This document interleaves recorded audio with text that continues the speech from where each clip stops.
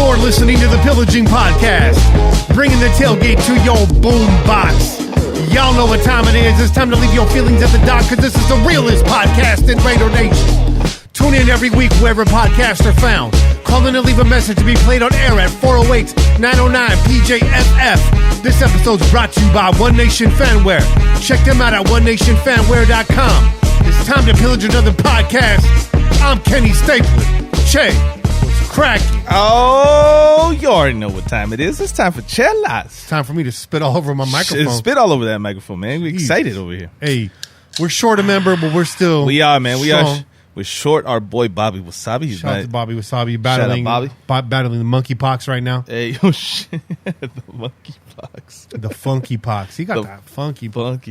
That brass monkey? Uh-huh. Got brass monkeypox. Hey, all right, man. So, look, we've already talked about Alvarado Street plenty of times. I got this cold-pressed, hazy IPA. Good local brewery. They never let us down. 6.5 on the ABV. This says it's combining a unique blend of hops with an expressive yeast strain.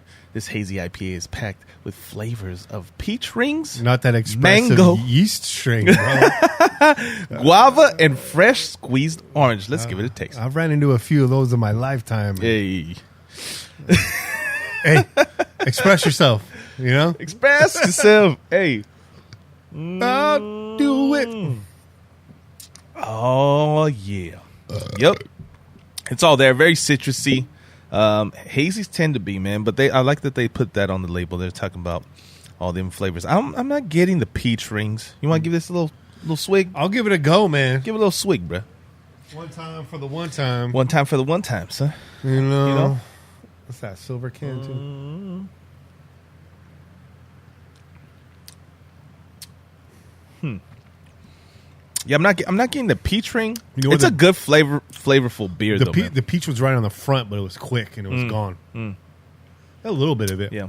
I don't know, maybe I was just eating some jerky, man, a couple seconds ago. Yeah. So that might be affecting the I get some peach out of it. palate a little bit, I man. get some peach on it. Okay. You know what it is? It's just it's sweet. It's a sweet hazy. It's sweet. It's got good flavor, and it's got a little bit of bite to it too. You know, the first hazies we had been trying last year were a little bit drier when the hazy started coming on. Yeah. They're getting a little sweeter. They're getting sweeter. They're getting a little bit more full flavor, a little more maltier. I don't like it as much. I like it. I don't like it as much. I like this. I would drink this all day. This is good, man. But I like the drier. It's got a little bit of bite though. I like good. that it has some bite on it. It's good. Yeah, man. Never let us down. Go get yourself some Alvarado Street. Fuck yeah. And, tell them that the Pillaging Podcast sent you, and maybe one day we'll get a sponsorship. I want to know what's up with that bleach smell in the foyer, though, man. They got bodies in there. Man, there's some shit that happens in that place, man. Yeah, there is. For sure. That's a big place. It's a big place, and they got so many beers, and they ain't like little bitch-ass beers, man. They packing a punch, so I feel like the beers there they set you up. Are stronger than what they can. Oh, yeah. Like, there's not a lot of 6.5s on the menu. It's a lot of 7 and up over there. You know what I mean? A lot of 8s. Yeah, that's true. Yeah, They got good beers, man. They do. I haven't been there in a minute. I actually think the last time. Yeah, I don't know. I feel like the last time that I was there, well, definitely at nighttime, was with you. Oh, yeah. That was a while ago. That was a while ago, man. That was a minute But yeah, hey, hopefully Raider Nation is partaking in the chelas with us. I hope the pillagers are. You should be. You ever go down to Alvarado and it's like afternoon, you want to like mellow out, get the fish tacos, get yourself a nice like, all day drinker. You go at night, you got to load up with one of them burgers, some truffle fries, and a heavy hitter. There you go, heavy hitter. And they got the cigar shop across the street, the oldest cigar shop in California. Really? Oh yeah. See, it's news. That's information you didn't know. This is news. Hey, if y'all didn't catch the Crow's Nest last week, y'all missed out. It's not on Spotify yet or any of that. It's for right now a YouTube exclusive. I blacked out and forgot to upload it, and then forgot to upload it all week. It'll be up there. That's bonus coverage. There you go. And this week, a bunch of Crow's Nest stories came out. Crow's Nest worthy stuff, man. I know. I mean, It's typical. Kevin Durant, he was talking about marijuana, like helping him avoid distractions. And he was like, shit, I'm high right now. Yeah. I was like, okay. I saw that shit. Quick roll call. First of all, Pillaging. Hey, shout out to John Shreve. shout out, John. Salute, Hey, John, let me give you this. for the 2023 donation in the chat. Salute, my brother.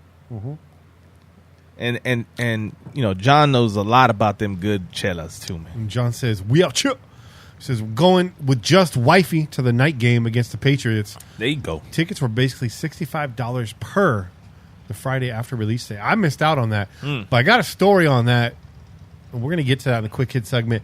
In the meantime, y'all can follow us on Twitter at Pillaging Pod, at Kenny Stapler, and the man that's been tweeting the most at Che_PJ4F, at Kane MT6, at CNPodnet, at Bobby Wasabi 4080. It's that 408 life. Yeah. That 831 life.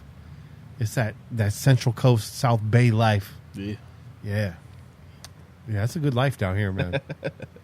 It's a nice life down here. If you're feeling generous, you could donate in the chat. Hit that little cash icon. If you don't want to do that, please smash that like button and subscribe. It helps a lot. It doesn't cost you a damn thing. If you're here, you like the show. So if you're here, you better like the show. Smash that like button. Smash it. Or if you're listening along at home, you can donate paypal.me/PJ4F right to our PayPal. Every dollar counts. A lot of that money's been going to our service that distributes this to everybody, to the masses all over the world. Pillaging Podcast, a worldwide sensation. Just kidding. But not really.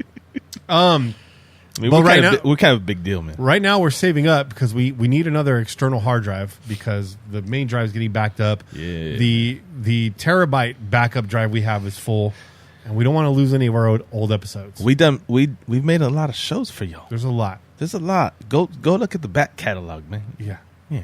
We're out there. Whenever you guys are saying like, "Where the fuck are these guys at?" Yeah. Go revisit some of those episodes, man. And yeah, there's podcasts with more episodes, but if you look at sheer quantity, Yeah. 3 hours per episode. Yeah. We're out there, bro. Mm-hmm. We're basically doing 3 episodes a night. This is true. You know what I mean? This is true. So if you're feeling generous, go for it. If not, please smash the like button. That helps a lot. We really appreciate that. And thank you, John. Yeah. Merchandise, you can hit us up, onenationfanwear.com. Right. You know it. It's fire, man. You see the gear on the screen behind us. You've heard us talk about it. We got folks out there that bought the entire line. You got the T-shirts. Get yourself the sweatpants. Get yourself the hoodie. Get yourself the windbreaker. I know summer's coming up, but fall right behind that. If you live out here where we live, that windbreaker, hey, you go out to the coast in August, you're going to want that windbreaker. That's right. At nighttime. You know That's right. I'm just gonna say, your boy effed up over here because he didn't make sure to update the screen, the One Nation fanware. It's all good. So if you guys are noticing, all of a sudden, can he shift to the middle? Boom. It's not optical illusion. We're making moves. That's just my bad. My bad. Hit him with that crossover real quick. Hey, but go get you some One Nation fanware, man. For real. Do it. Yeah, hell yeah. And support our dude, Johnny. Absolutely, man. And DC4LCustomTees.com if you want that official Pillaging Podcast logo on a tee or a hoodie, including some contraband gear. That contraband gear. You can go to DC4LCustomTees.com. Go get that contraband gear.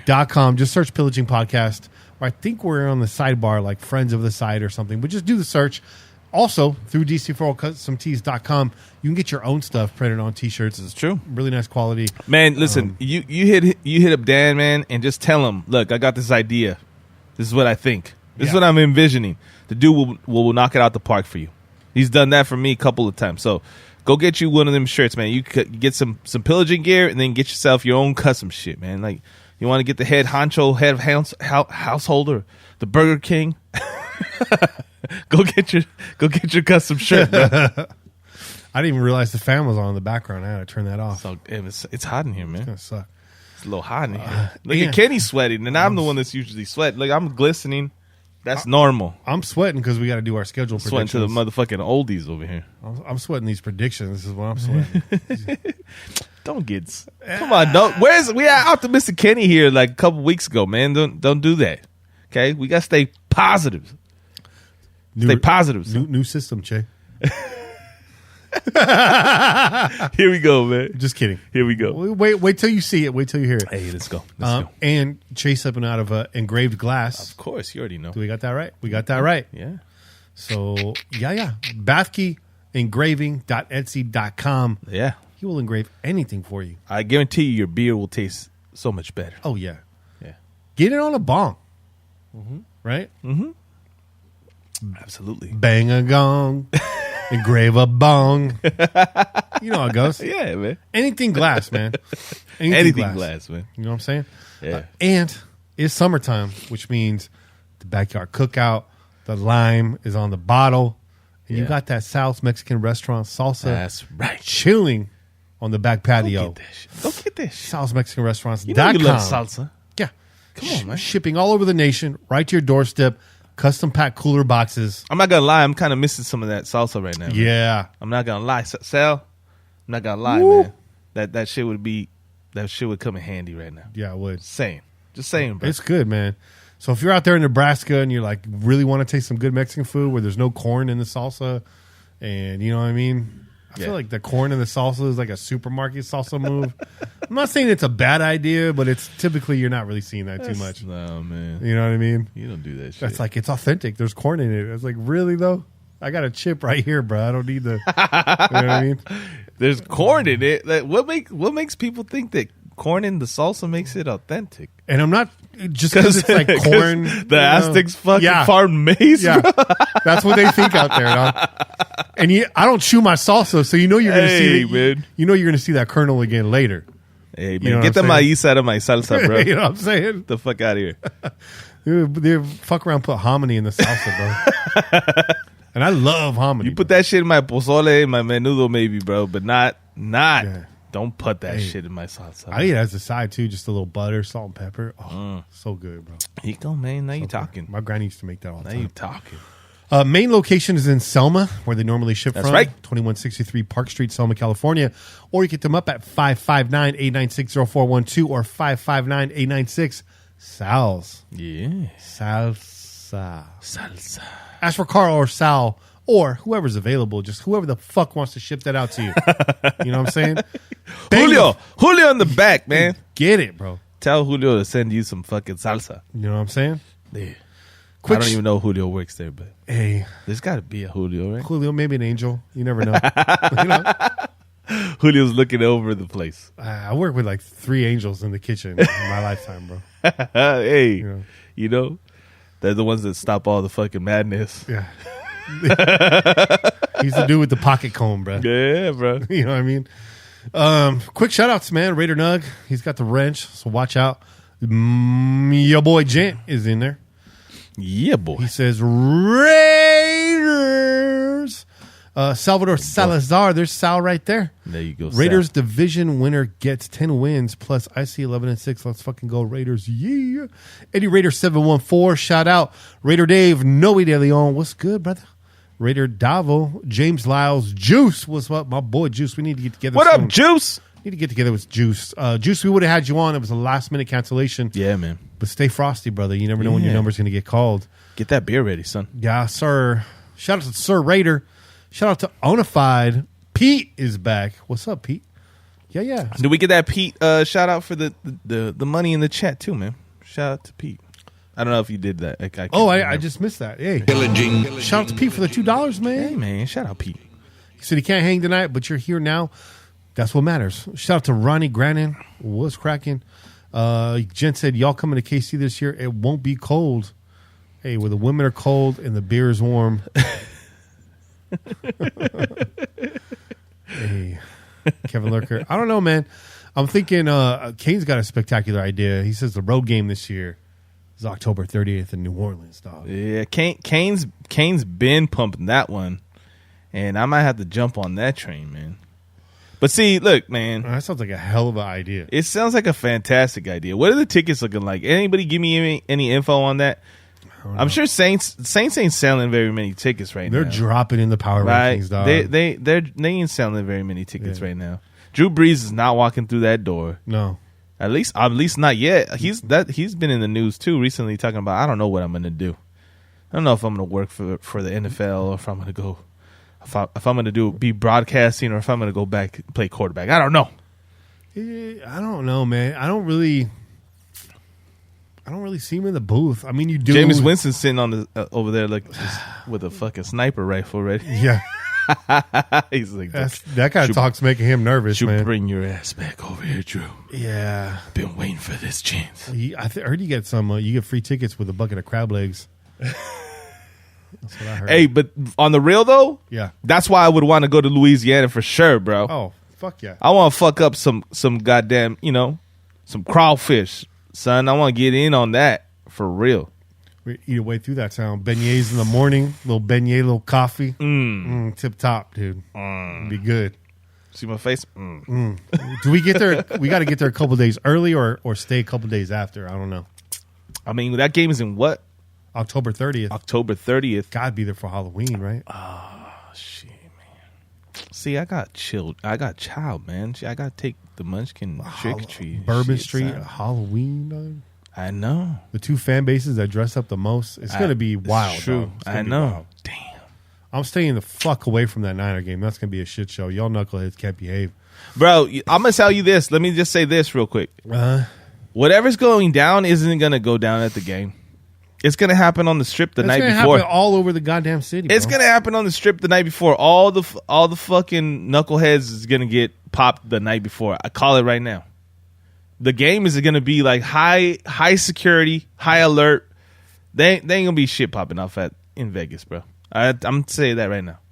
I don't care. I'm saying that right now. I'm not talking about just at the game. I'm just talking about it's going to pop off, man. I bet.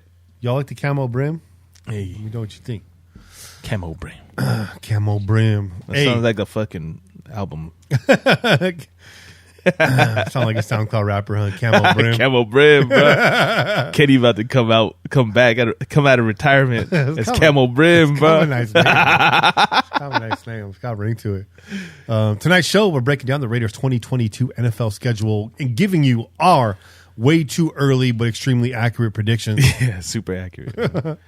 Go ahead, man. Test us, man. Yeah, test us. One of us is going to get it right. Yeah, one of us will. Out of the four of us, one of us will get it right. We always do. Every time. Right. One out of four every time. Yeah, that's why we got so many people on the show, man. That's why we're never wrong. We can't all be wrong. She. And of course, we got quick hits and Raiders news from the week and your phone calls and more if somebody decides to call in. But if you're going to call in, man, con ganas, güey. Yeah, con ganas, güey. Ponle ganas, chinga. Let's get in these quick hits, brother. Hey, quick hits. Brian Edwards traded to Atlanta. Yes, this is old news. It's old news. But I think we need to talk about it. Let's talk about it, man. The Raiders sent Edwards and next year's 7th-round pick and receive Atlanta's 2023 5th-round pick in return, which seems kind of like a wash pick. Why do you think this happens, Jay? Because I feel like we're on the same page here. Well, listen, man. First and foremost, we wish Brian Edwards, the best. Because, we had high hopes for the kid. I did. Oh, yeah. We were thinking, this kid had the possibility of, taking the number one, right? Taking that number one. He had the tools. He had the size. It just didn't come around. It didn't come together, man. And that's really what it comes down to. You look at the chemistry between him and Derek. It seemed like it was always off and on. Yeah. It was never consistent. There was never like, it never felt like Carr was like, this is my guy. Yeah. You know what I mean? Yeah. And that's a problem. Yeah. That's a problem because, we've seen it. We've had our criticisms of Carr, throwing to the same guy or going to the guy that he's like, feels really comfortable with. Yeah. And we saw that in the playoff game, right? But that has a lot to do with what he's seen, right? The inconsistencies in catching the ball. Yeah, man. So he just didn't pan out. At least not for us. At least not for us. He didn't pan out. And at the end of the day, they're bringing in these guys. They brought in some younger guys from other teams that they were up and down, but they're not like stars. Yeah. But they can fill a role, right? And I think this new regime looks at it like this. Look, you had your chance. You had a few years here to try to take over a spot. Yeah. You didn't do it. The worst case scenario, we get the same production that we did from you last year from these other guys. Right. So why not flip it right now, pick up another draft pick for the next draft, and give these new guys that they brought on board a chance to kind of take that reign, right, and take over that spot, because now we're talking about a fourth. You're basically going to be the fourth target, right? So it's really just what can you do with your minimal opportunities, right? You got to hit big. You got to hit big, because you're looking at Adams is number 1, okay, Waller number 2, Renfro number 3. You're that number 4 guy, right? So the ball's not coming your way every down. No, the ball might not come your way until like the fucking 5th play of the second half. And I think we saw that Edwards really needs that groove to be reliable. He needs the groove thing, bro. If I'm being honest, you guys already know I didn't really like this. I was really, cheerleading for Brian Edwards the last couple of years. Absolutely. And I know some people felt like maybe this was a year too early, but a year too early can turn into a year too late, like real fast. This is true. Because if he comes out there and has the same level of production this year, you're not going to get even a 5th round. There you go. Out of Edwards. So it is what it is. They move on. New regime, another wasted draft pick. Had high hopes. And I think Edwards is going to find a role somewhere. This kid's name's going to be around. Maybe he won't be the superstar. He's going to be a cat that you see around. He's going to be that dude that has like one great fantasy football week. There you go. Or something, But I think he's going to definitely break out, a couple times, throughout the season for sure. You're going to hear his name sprinkled in there. And hopefully he starts to develop some of that other those in those other areas, man, where he can become a consistent player and stay in this league for a long time. But like I said, I wish him nothing but good luck. And I'm just I'm talking this up. I'm talking myself into it. If you want my honest opinion, I think Edwards was untapped potential, and they could have invested a little bit more. But yes, Che breaks down the wide receiver roster. That group of guys, it makes a lot of sense. It really does. Yeah. And with where he was picked and his contract coming up here, probably 1 year, 2 years. That's going to inflate a little bit. So you move on him. He get a 5th round, and hopefully, Ziegler can turn that 5th into something else. So, well, I think what it is. I think they liked what they saw in these new cats that they brought in, right? They're young as well, man. It's not like they brought in some old kids, old dudes to fucking become the 4th, option. Yeah. There's some younger cats too, so they're seeing what they've produced on these other teams. We'll see how it goes. I think we're gonna be all right, man. I think a lot of people were a little bit disappointed. Yeah, there was some fans that were rooting for him. We were all rooting for Brian Edwards. Let's be real. Like I was rooting for him. I mean, too. what he did in SC was fantastic with no quarterback really back there. Exactly. So I think what happened was he saw Derek Carr's new haircut, and he's like, I need to get the fuck out of here now. White boy's feeling himself too much. All right, quick hits, man. All right, Cleveland Ferrell. Yeah. Apparently moving to outside linebacker in Graham's 3-4 defense. To me, this is a big nothing burger. This team is going to spend most of its time in the nickel defense. It's a headline-ish, but kind of a nothing burger, right? Yeah. Well, I mean, it's that, but even so, even if he is in the 3-4, he's still going to be a down guy, man. Yeah. Like, you know what I mean? Like, Chandler Jones is going to come in here on the 3-4 defense. He's going to be listed as an outside linebacker. And so is Max Crosby. He's still fucking rushing he's still rushing the quarterback. Yeah. He's still holding down the edge. So it doesn't really make any difference. It's just a title change, man. That's really all it is. That's all it is. And all it means is that if you're a fantasy football player and you're looking to get some points out of your you think that this guy might put up some points, maybe he has a breakout year or whatever, Chandler or, Clee, you're probably not going to pick him up because there's a whole bunch of linebackers out there that are going to get like fucking 10, 12 tackles a game. Yeah. And that's not that's not what you're going to get. Yeah. Hence, to everybody that drafts fucking Khalil Mack every year. Yeah. And then it's like, what the fuck, man? Like, because he's listed as a fucking linebacker, you screwed yourself. Yeah. Don't draft Khalil Mack. You played yourself. That's some dumb shit.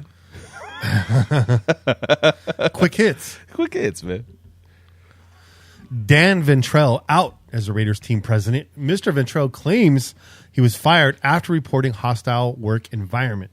Dan said when Mark was confronted about these issues, he was dismissive and did not demonstrate the warranted level of concern. Given this, I informed the NFL of these issues and of Mark's unacceptable response. Soon thereafter, I was fired in retaliation for raising these concerns. I firmly stand by my decision to elevate these issues to protect the organization and its female employees. I call bullshit. I don't think Mark Davis would tolerate that. I don't think this organization will tolerate that. You saw how quickly Gruden was out. I mean, they really, their hands were tied. They were going to have to do that anyways. Yeah. But the history, I don't need to go into it. Raider fans, we already know how we feel about this stuff, how the organization feels about this stuff. My opinion, Dan Ventrell was a fucking raging asshole. Got fired. Was never really the team president to begin with. And started maybe rooting around where he didn't belong. And he caught a bad one. Mark's response, I've heard about Ventrell's statement, but I won't comment on it. The only thing I want to make clear, goes on to comment on it, is that Dan Ventrell was never president of the Raiders. He has always been the interim president. He was never named president. Hey. The interim was always a temporary designation to determine whether he could be the full-time president or not. I want that clear. He is not the president of the Las Vegas Raiders, never was. I think there's a misconception about that. I think Dan maybe wanted that official title, smelled that he wasn't going to get it, tried to raise a stink, realized I ain't got no leverage, got his ass shit canned, and now he's trying to make something out of nothing in the wake of the John Gruden scandal. I think this is bullshit. All right, man. I mean, listen, I honestly, I don't have any opinion on it. And I don't have an opinion on it. I have it on good authority that this is bullshit. Okay. I'll just leave it right there. Boom. Then that's it. We leave it right there. That's it.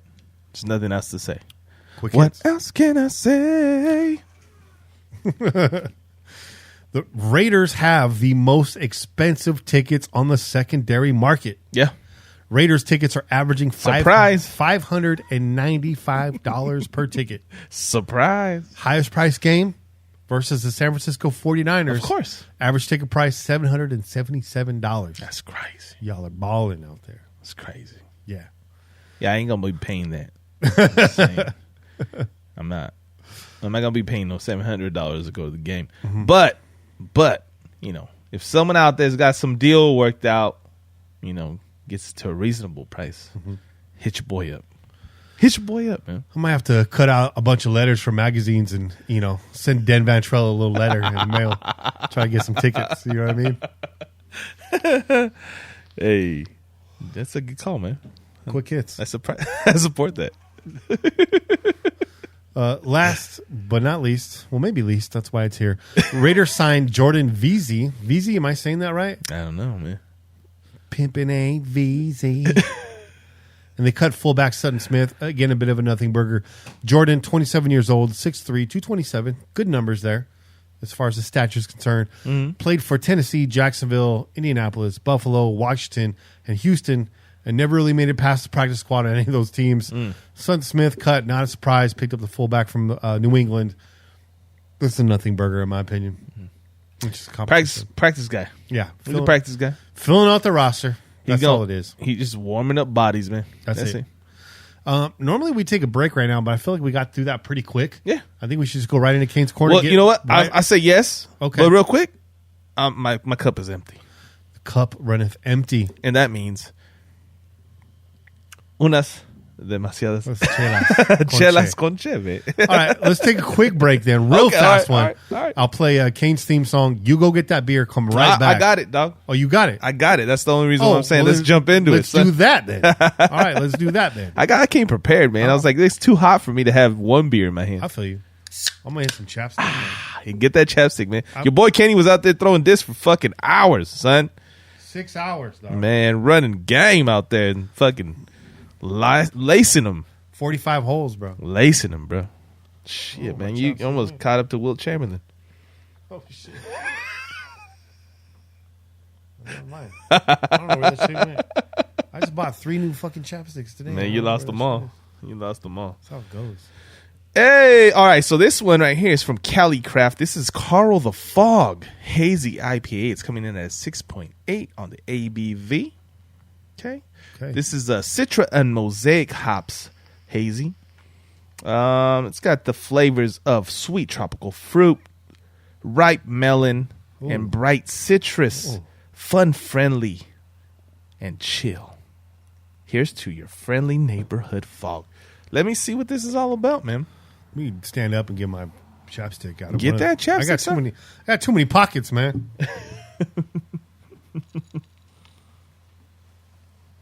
Oh, I found it. All right, man. Hey, My lips have burned, man. that's in there. You got any leftover? It's in there like swimwear. Yeah, you want to taste? Let me top this off real quick. You got a little in there foamy. like swimwear. Got a little foamy. Here you go. Here you go. Give that shit a taste, son. Okay. Carl the Fog. What the fuck does that mean?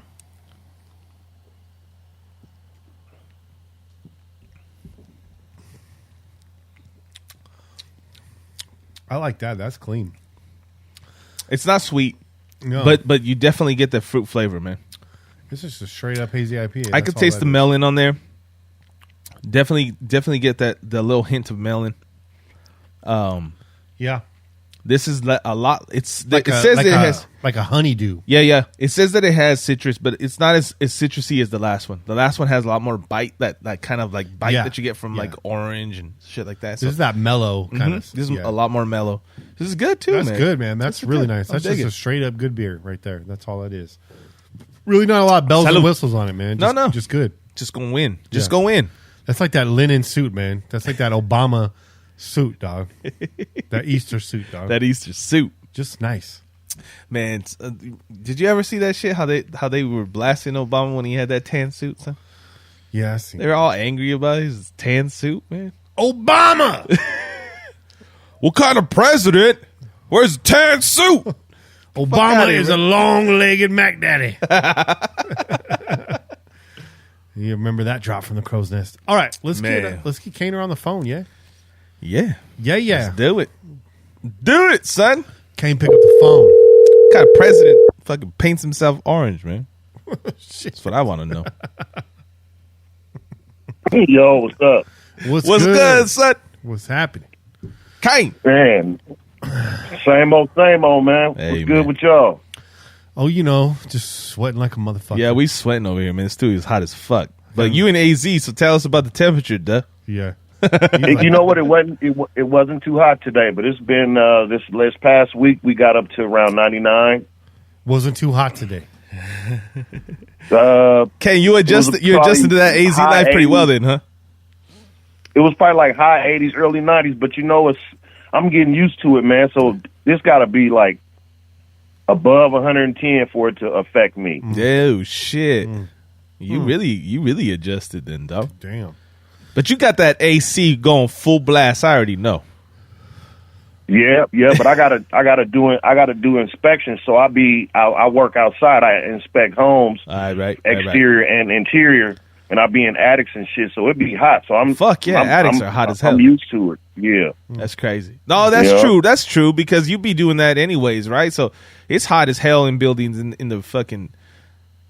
Go ahead and get fucking cable or fucking internet and have a motherfucker go into your roof. If that motherfucker comes out 10 pounds lighter, guaranteed. Sweaty as shit. I've done that work. Yeah, man, that shit's rough. Sucks. Man, I'm over here offering. I'm that dude. I'm gonna give you a beverage, man. I might give you a beer because you're out there in that fucking attic, son. It sucks, man. know? I've done that work.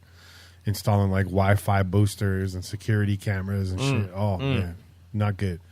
Gets hot up there. Kane, you ready to run through this schedule, man? Oh shit! 17 games. Yes, ready, sir. ready to Yes, do it? sir. All right. Let's do it. Let's kick So it what off. we doing? Predicting win loss predictions? Yes, That's sir. it. That's what That's we're doing. it, brother. Okay. Yeah. Yeah. All right, we're going to start with week 1, September 11th. Raiders got a home game on the road against the Los Angeles Chargers, 1:25 p.m. start time. Everything about this is comfortable. You know what I mean? Got a lot of Raider fans in the stadium. It's afternoon start time. Beautiful California fall weather. Probably going to be about 85 degrees down there, though. They're going to have the Raiders in black. You know that. Of course, man. You know what I'm saying? Chargers, fully loaded again this year. They're going to be healthy week 1. You got the young gun in there. You got Khalil Mack on the other side of the line. It's true. It's a little bit different Chargers team than we saw last year. And last year's team was a good team. Yeah. You know what I mean? So, I go to you, Kane. What's your prediction on this game? Well, seeing as that how that playoff game ended, I'm sure it left a bad taste in the Chargers' mouth. So I look for it to be a dog fight, but I think the Raiders are going to come out on top. All right. All right. I like it. I like it, King. You like that? Yeah. All right. What's your prediction, man? I'm going to follow Kane's, direction, man. I'm going to go with a win on this too. Like you said, this is a home game. And yeah, the Chargers had, bad taste in their mouth after the way they went out, but that's their own fucking fault. Because they were talking a lot of shit. They were talking a lot of shit after the last time we had played them. And, and the coach is a dumbass. Because he wanted to go ahead and fucking try to do some stupid shit towards the end of the game, too. That was wild. So he brought that shit on himself, son. Like, you might have got a tie. There was a lot of people that thought the Raiders were just going to fucking run the clock out. And then he got all stupid and went and did what he did. So, we sent their asses home, which is what they should have done in the first place all along, right? There shouldn't have even been a question about it. But yeah, they're going to be angry. They're going to be upset. That doesn't fucking matter. I don't care. All right. The Raiders need to go in there and handle business. I want Max all up in that ass, bro. Okay. All up in that ass, bro. I love to see that. I love to see Chandler Jones making a statement. That's what I'm saying, week man. One as well. We didn't talk about this in quick hits, but the rumors of an Ndamukong Suh possibly coming to Vegas I've seen that. have been out there as well. And if that happens, his defensive line may look a little different. You know what I mean? He's a big dude. Yes, he's in his later stages of his career, but he still commands. He's a presence, and he still commands double teams, man. Yeah. So you got guys coming off the edges like Max and Chandler.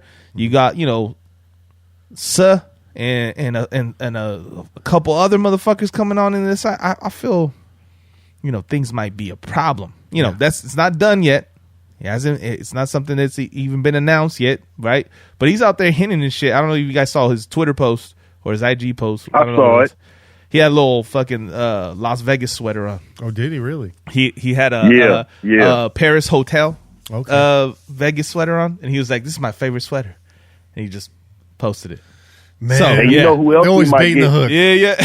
They're always baiting the hook. Hey, that one cornerback is still out there too. Who that? The one that played for the Giants last year that got released. I can't think his last name right now. Bradshaw, something like that. Yeah, I think it's Bradshaw. I think you're right.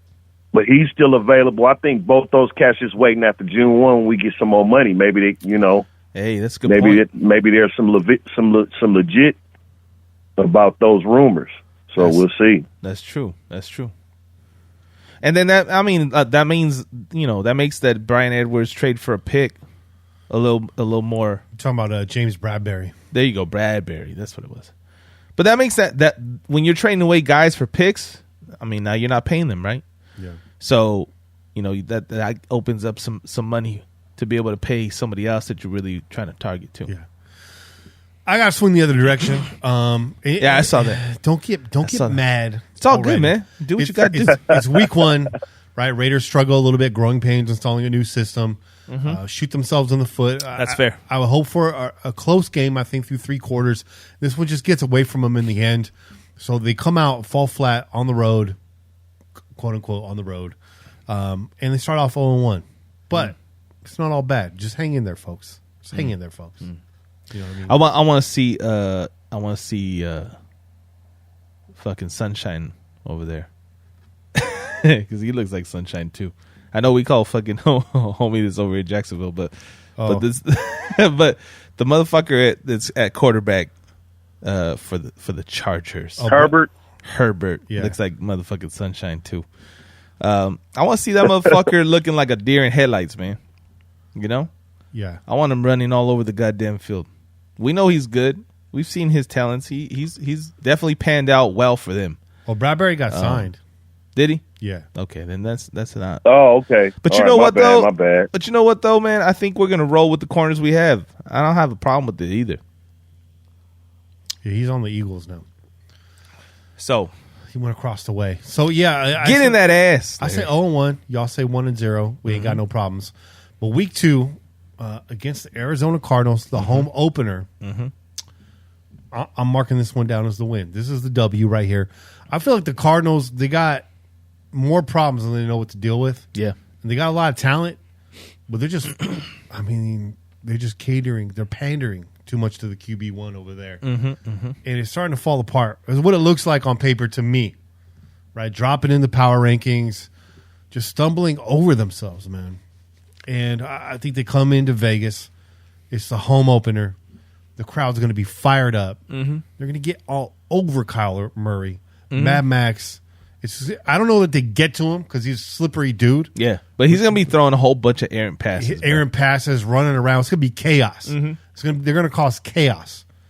And it's going to give this offense a chance to open up and hopefully let this new regime show what they have in store for the rest of the season this year. Good. I like it. This is going to be the statement game against the Cardinals, nail in the coffin for Arizona, and just the beginning of a long, beautiful season for the Las Vegas Raiders. Hey, there's optimistic, Kenny. And get back to even. Get back to even. One on one.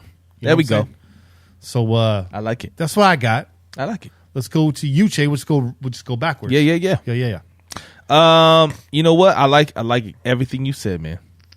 I agree 100%. They're not happy with that motherfucker over there right now. They are not happy with Kyler Murray. You're a spoiled little teenager, bro. The fan base isn't. The franchise isn't. And I don't even think his teammates are happy with him right now. They feel like this motherfucker. Really? Yeah. Really? Really, dog? Acting like a Twitch streamer, dog. Yeah, man. Come on, man. Get the fuck out of here. So I think he's gonna get a little taste of that ass whooping, son. Because they might want to teach him a little bit of a lesson too. You know, don't forget. Don't forget, players, you know, they feel some kind of way about shit like that too. Yeah. You know? Don't be surprised if all of a sudden a fucking lineman falls on the ground and fucking hole opens up. You know what I mean? Okay. You gotta put motherfuckers in their place when the head gets too big, man. You gotta slap them up. You know. So, I look forward to whooping Kyler Murray's ass, man. I think we're gonna get all over him. He's gonna be out of the club. He's gonna be rainbow shooting out of a drink. You know what I mean? Gonna be slipping that dude a few things.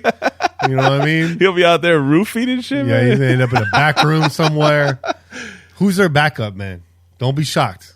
Oh shit! Don't be shocked. He gets a little. He gets room service, a little something in there. You got the choro on game day. Yeah, you know you got a little choro. Bro. Yeah. Damn, man, Sacramento tried to do that to Kobe one year, man. Yeah, they tried to do that shit to Kobe. They tried to do Kobe dirty, man. Kane, what do you think, man? Kyler Murray's gonna get the choro or no? They're gonna shit the bed. They're gonna get a bad burrito. I think they don't have DeAndre Hopkins until like week 8 or 9 or something. Oh shit, that's right. What happened with him? He's suspended. He got suspended. Games, yeah. He tested positive, right? Yeah. Enhancement? Bitch made. Tested positive for bitch made.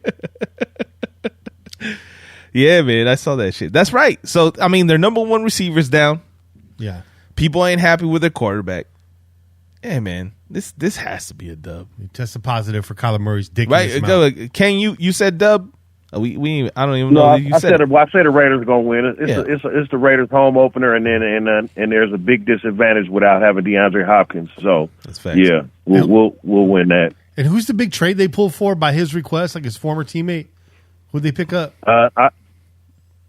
Tyler? Yeah, I can't think of his name right now. Yeah, he threw to him in college. I can't think of his name either right now, but he's trying to be Joe Burrow or what? Yeah. Yeah. Well, you know what? That's not even all these receivers have become little divas ever since Devontae Adams got his way. You know, then Tyreek Hill wanted his way, and all these cats, you know, they moving around like the NBA now. Wait, hold on. You know, they go ahead. Finish your thought though, Kate. I just got comment on what you just said about Tyreek Hill though. Oh no! I just said we'll be 2-0 after week 2. That's what's up, man. That's what's up. Yo, on the real though, we saw Tyreek Hill. He wanted that cash, right? Chiefs tried to offer him something. He was like, "No, I want more," or whatever. Yeah. There was a video that was posted. It was like a highlight reel. Like people were like, "Oh, you ready for this?" And it's like fucking Tua throwing a pass to him. Fucking underthrown ass ball. So fucking underthrown, bro. Tyreek Hill's gonna get his ass light up. He's gonna get lit up this season, bro. He's gonna get clotheslined. Bro. He's gonna wish he never fucking left KC. I tell you right now, he's gonna get lit up, man. Underthrown balls for days. He's gonna feel he's gonna feel like one of his own kids, bro. You watch, man. He might be out. He may be out the league sooner than later, man. He can call CPS on himself, dog. You start whooping everybody's ass, bro. After his games, bro. That's right. On a fight, it's Hollywood Brown. Thank you. I don't know why I couldn't think of that. I just read Hollywood. I was just reminding myself of that earlier, so I wouldn't forget, and I still forgot. So it's a sweep in week 2. There you go. You heard it here. There you go. First, you heard it here. We locking that in. We locking that in. Lock it in, man. There you go. We're locked in. Lock it in. All right, week 3, September 25th. This is a morning game. It's the Raiders versus the Tennessee Titans. Now, let's start with you, Che. At Titans. Yeah, at Tennessee. At Titans. So we'll start with you, Che, then we'll go to Kane, and then we'll go to me, and we'll mix up the order. So this is what I'm going to say, because I was on the fence about this one because it's kind of a weird one. It's, you know what? I agree. You're going to be on the fence a little bit about this, but Tennessee's been making a whole lot of changes, bro. Yeah, they have. Everything feels like it's up in the air, which is weird because they were right there competing with everybody, and all of a sudden, like, they just went left. And AJ Brown is gone, right? They traded his ass away. That was their number 1 receiver. Okay, they signed Julio Jones last season to try to bring him on as the number 2 and be a vet. That didn't pan out. They let him. He washed out. And now I think they drafted a quarterback higher or something like that, right? Didn't they? It's almost like they're looking to replace Tannehill now. So there's a whole lot of weird shit going on over at Tennessee. I don't know what that's all about, because you still have Derrick Henry, and maybe they're not confident that Henry's going to come back to full health. You know, maybe they feel like his injury is not. It's not gonna heal up well or whatever. Yeah. We saw him come back in the playoffs. He was a shell of himself, which he just rushed back, right? But I don't know. Maybe they know something that everybody else doesn't know. Maybe there's something going on there, and they're like, well, might as well start to fucking reconstruct this team while we can. But I don't feel like they're confident at all in what they have. And all the moving pieces that we've seen so far, I think this is a game that's made for us to fucking win. Okay. So I'd be surprised if we don't win this game. I really would. All right. So you lock it in. I lock it in, son. All right. Lock it in. Kane, what about you, man? Tennessee Titans on the road. Well, this is a game for me. We get to test the defense. There you go. If Derrick Henry does come back, and and Ryan Tannehill is a quarterback, they're a formidable team. They went to the playoffs last year. Absolutely. And then we on the road too. So if Derrick Henry goes out, and I'm a little torn about this game, man. I can't just say we're gonna go out to Tennessee and take care of business like that. So I'm gonna have to say I'm gonna keep it short, and I'm gonna say we get the defense will get a test this week. They will be on the road. Derrick Henry, if healthy, is still Derrick Henry. Yeah. And I think the Raiders are gonna lose this one. We're 2-1 after 3. Okay. That's my opinion. Yeah. I really didn't know where to go with this because I agree with both of you. I really think this game could go both ways, and I'm feeling like it's a game we should win but probably won't.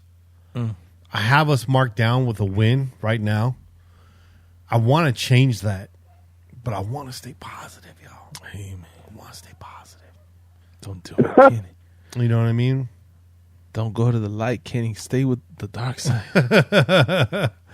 Well, the dark side would be that I mark it down as a loss. No, that's not true, bro. We are the dark side, bro. All right.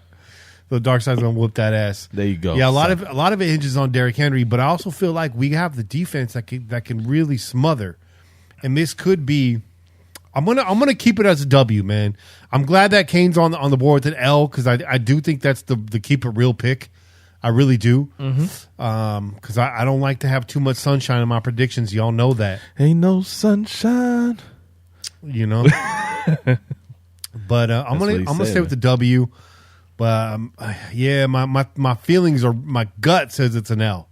So Okay. I do agree with Kane, even though my pick's not going to reflect You that. need some food in your belly.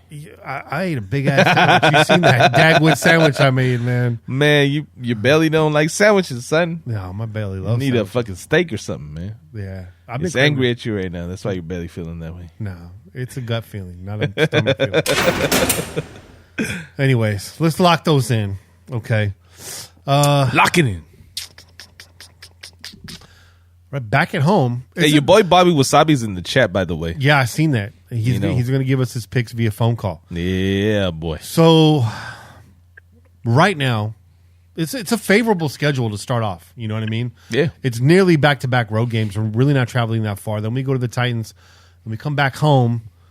Still not a short week, right? Yep. It's really back and forth. This is kind of balance I like to see in the schedule.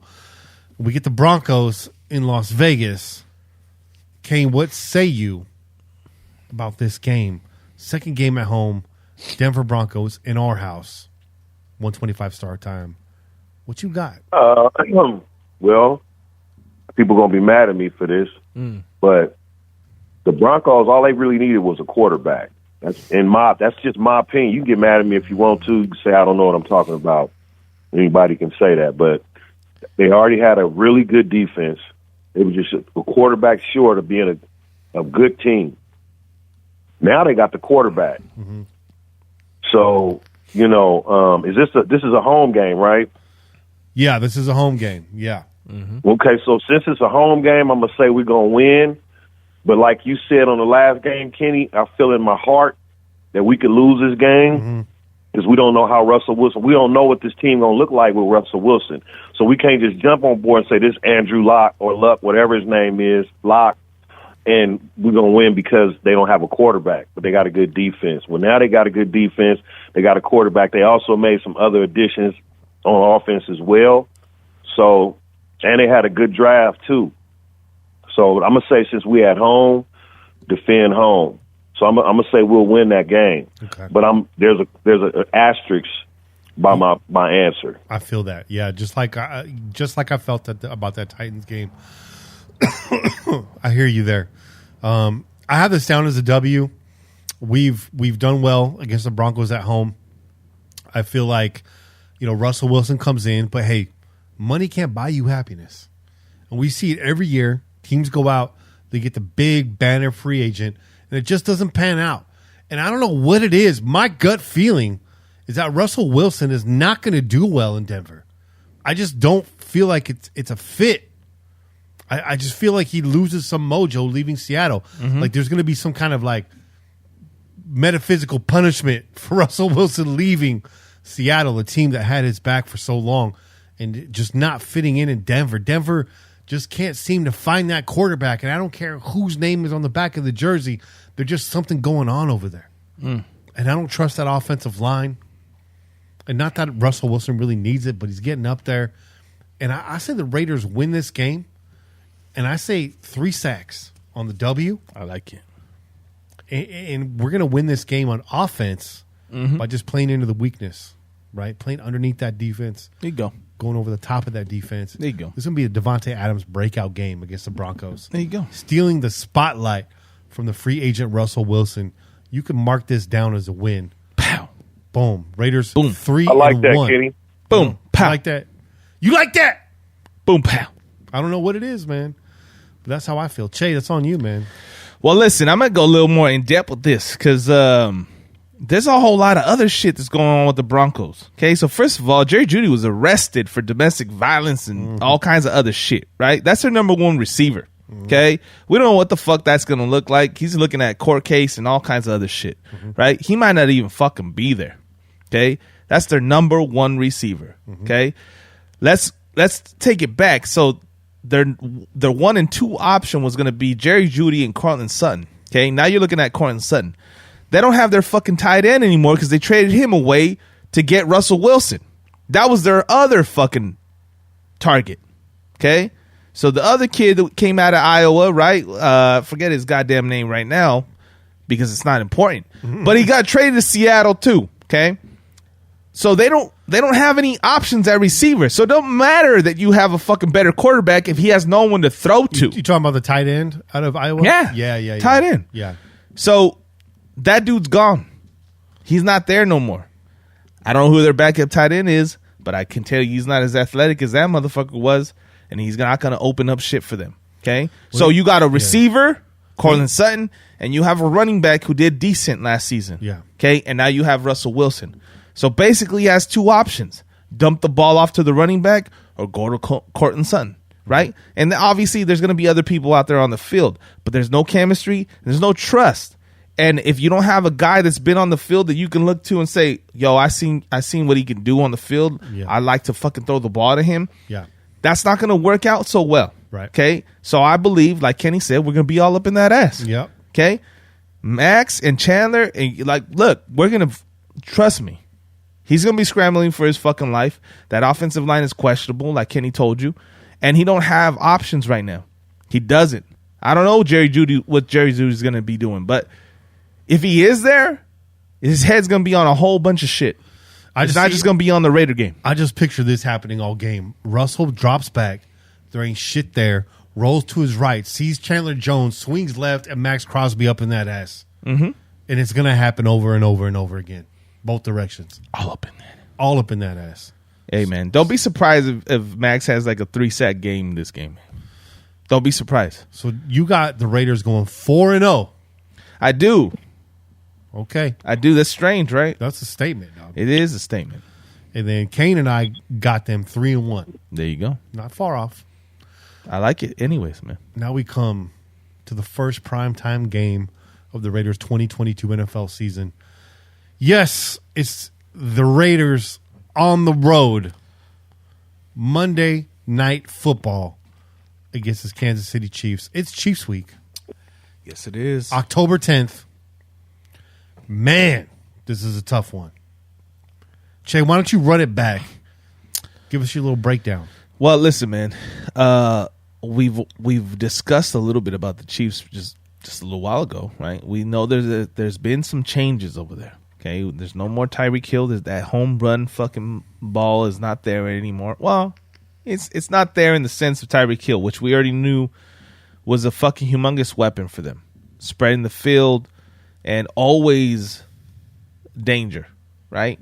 He could break one open at any time. That's gone. Okay, that doesn't mean that they don't have options. They still have, Travis Kelce. It's Travis Kelce, right? Travis Kelce. Yeah. They still have Kelce over there. We already know what he can do. He's fucking hurt us plenty of times in the past. One of the reasons why we wanted to get our fucking inside linebackers fucking fixed, right? Because tight ends kill us, right? And he's one of them. We already know he's one of the best receivers, whether he's a tight end or a receiver, it doesn't matter. He's one of the best receivers in the game.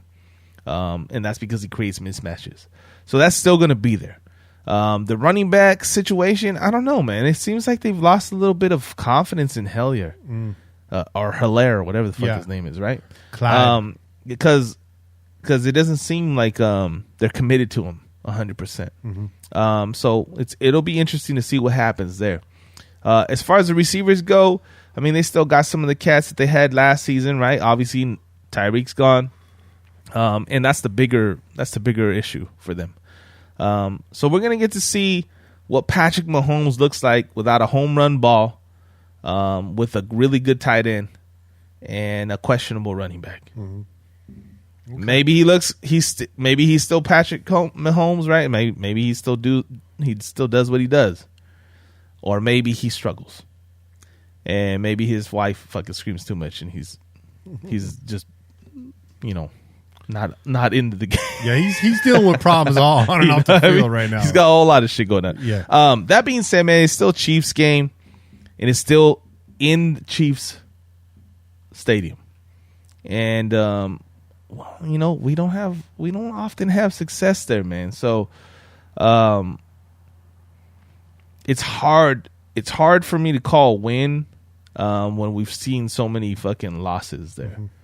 So I'm gonna call this an L, just because, as Kenny just mentioned, I have us at 4-0 right now. Yeah. It seems a little unnatural that we would go 5-0. Yeah. It also makes me look really fucking, like really. Real myopic. Yeah, it's like Raiders gonna win every fucking game. But I saw him a little reality. We get an L here, but we're in the game, and that's just tells us what's to come. Okay. Down the road. All right, Kane. What about you, man? Monday Night Football, Kansas City Chiefs. This is week 4, week 5. Week 5. Yeah. Okay, so what am I at? 3-1 right now. 3-1. Yep. Okay, and this game is in Kansas City. Yep. And okay, all right. So I'm gonna start by saying, first of all, the division has caught up to Kansas City. Mm-hmm. They lost a key player I believe in Tyreek Hill. They lost a key player. Their running game is suspect. Mm-hmm. Their defense is getting older. It hasn't played very well as it has been they didn't play well last year. Though they did make a comeback, and I think they was the number 2 seed in the playoffs or whatever. But we still caught up. We've caught up to them. Denver's caught up to them. The Chargers has caught up to them.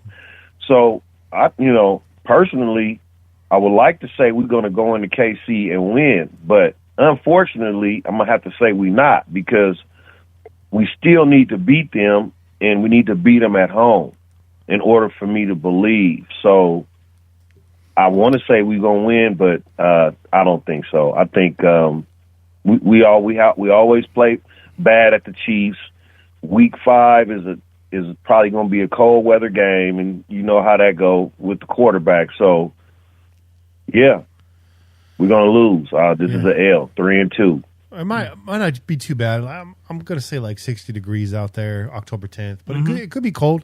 Could get that little early fall chill in the air. Well, wait, is Gent in the chat? Yeah, Gent's in there. He says, Gent, tell us, what's that weather look like in October? He says it won't be cold. He said it'll be warm. Okay. It is Midwest. Summer does hang on a little bit there. It gets real humid. They get like true fall. They get true fall weather out there. Man, so you guys both have the L. I'm on the fence about this game too. As I say it every season about this time, for me, the schedule and the win-loss predictions and how everything plays out, it's all about storylines, right? Mm-hmm. This is the last game we got headed into the bye week, and I feel like it can go one or two ways. It could be what Kane is saying, that this is the game where the Raiders come out and flush the Chiefs down the toilet and show the rest of the league that the scales have tipped in the AFC West and the Chiefs' window is closed and the rest of the division is passing them by. The Raiders' offense is clicking in all cylinders. Derek Carr's got his new toy, Devontae Adams. Mm-hmm. Everybody gets involved in this game, and it's a boat race. Like, I feel like it can go that way. On the other hand, on my schedule, right, on my predictions, I have them coming to this game on 3 straight wins. Mm-hmm. Headed into a bye week, feeling themselves a little bit, but they get in there, and this Chiefs defense, man, it's weird. It shows up at weird times. It does weird things to Derek Carr, and it could come down to the wire with Derek throwing a late game interception, and they walk off the field with their heads low, and we're left scratching our heads going into the bye week. Raider Nation calling into the Pillaging Podcast. Derek's got to go. He can't beat the Chiefs on the road. Yada, yada, yada. I mean, you could see it playing out either way. This is what I'm going to do. I'm going to trade this pick for my Tennessee pick. I'm marking that as the L. I'm giving us the W going into the bye week. Raiders remain 3-2, right? Giving the L in the Tennessee game because I really got to trust my gut there. I really buy into what Kane's saying. I think it makes a lot of sense. And I said we beat the Chiefs. Monday Night Football, prime time, finally getting over the hump, going into the bye week, feeling pretty good about ourselves. With a home game after the bye against the Texans, setting up well for the Raiders down the stretch. So I'm going to give them the W right here. Lock that in. I like it. I'll be the one, the positive one, going against the grain for the first time in the show's history. There you go, man. You know what I'm saying? Hey, that's an exclusive. Appreciate you. That's an exclusive. Drop a bomb on him, Flex. All right. We got the week 6 bye. I think we had a week 8 bye How y'all feel about a week 6 bye? Too I early? feel it's a little early. It's a little early. It's a little early, man. Yeah. You know, I would much rather prefer that it be, you know, right around week 8 or even later for that matter. You know what I mean? But you know why I kind of like it? I couldn't tell you what the record is, but I feel like we've gotten off on a bad start after our bye week. Mm-hmm. We never bounced back well from the bye week. Okay. So let's just get the fuck out of the way. Okay. You know what I mean? I like it. Yeah. I was just trying to put a candy coat on it. There you go. You know what I Hey, mean? put the candy coat, man. Gotta talk Paul to Wall someone. told you. And you know what else? I feel maybe this is a hot take, man. Hot take. This might be a hot take. Patrick Mahomes is injured coming into this game. Ooh, shit. Mm-hmm. I like it. Mm-hmm. That'd be fantastic. I don't You know. can put a little fucking. I'm gonna get you a little crystal ball and a shiny fucking coat, bro. A little fucking cape on you, bro. But call you fucking Kenny Mercado.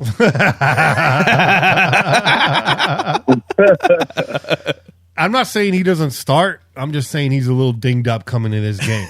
You know what I'm saying? Yeah, Because they are. he is a lot mentally of at things least. have changed. You know Mentally for sure, bro. what I mean? Fuck yeah. Dealing with Hey, that shit. you know what though? Shit What's happens, bro. different is we usually get the Chiefs after they bye.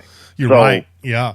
Kenny, you got a point. Like I said, I want to say we're gonna win, but I'm gonna stick with my L. But we get them before the bye, so there's a lot of different things. No Tyreek Hill, they don't got a bye after they didn't have a follow up with us after they bye week.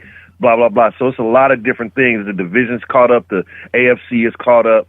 So it's gonna be a good matchup, man. But until we convincingly go out and beat the Chiefs, like I was confident the year we split with them. You know what I mean? Like I was like, damn, we finally caught up to the Chiefs. Until we show them like that, I'm gonna have to stick with my L. But there are different aspects and reasons why we can look for this to be a possible victory. Mm-hmm. So I got us 3-2 going to the bye. Kane's got us 3-2 going to the bye. Chase got us 4-1 going to the bye. Last time Kane and I were like step for step on our picks was 2016, and it was pretty damn accurate. That was pretty accurate. Yeah. I was pretty damn accurate that year too. You were right on. Yeah. So, let's see here. October 23rd, my daughter's birthday, coming off the bye week, playing the Houston Texans, double duty, also playing in the Fan Control Football League. Houston Texans. Mm-hmm. They'll be playing in 2 leagues this year. Mm-hmm. Mm-hmm. I'm going to start this one off. This is an automatic win, man. I mean, if this game was like later in the season, kind of in the middle of a stretch, it's like one of those games where it's like we should win, but Trap game. it's a trap game. Mm-hmm. But I mean, come on, you got the bye. The only thing here is you're coming off the bye, looking past the Texans. But I mean, I think going into the bye with the win against the Chiefs, having the bye, spending time again, boat racing the Texans, just being, you know what, we're here, we're for real, we're going to beat the teams we're supposed to beat, and we're going to beat them bad.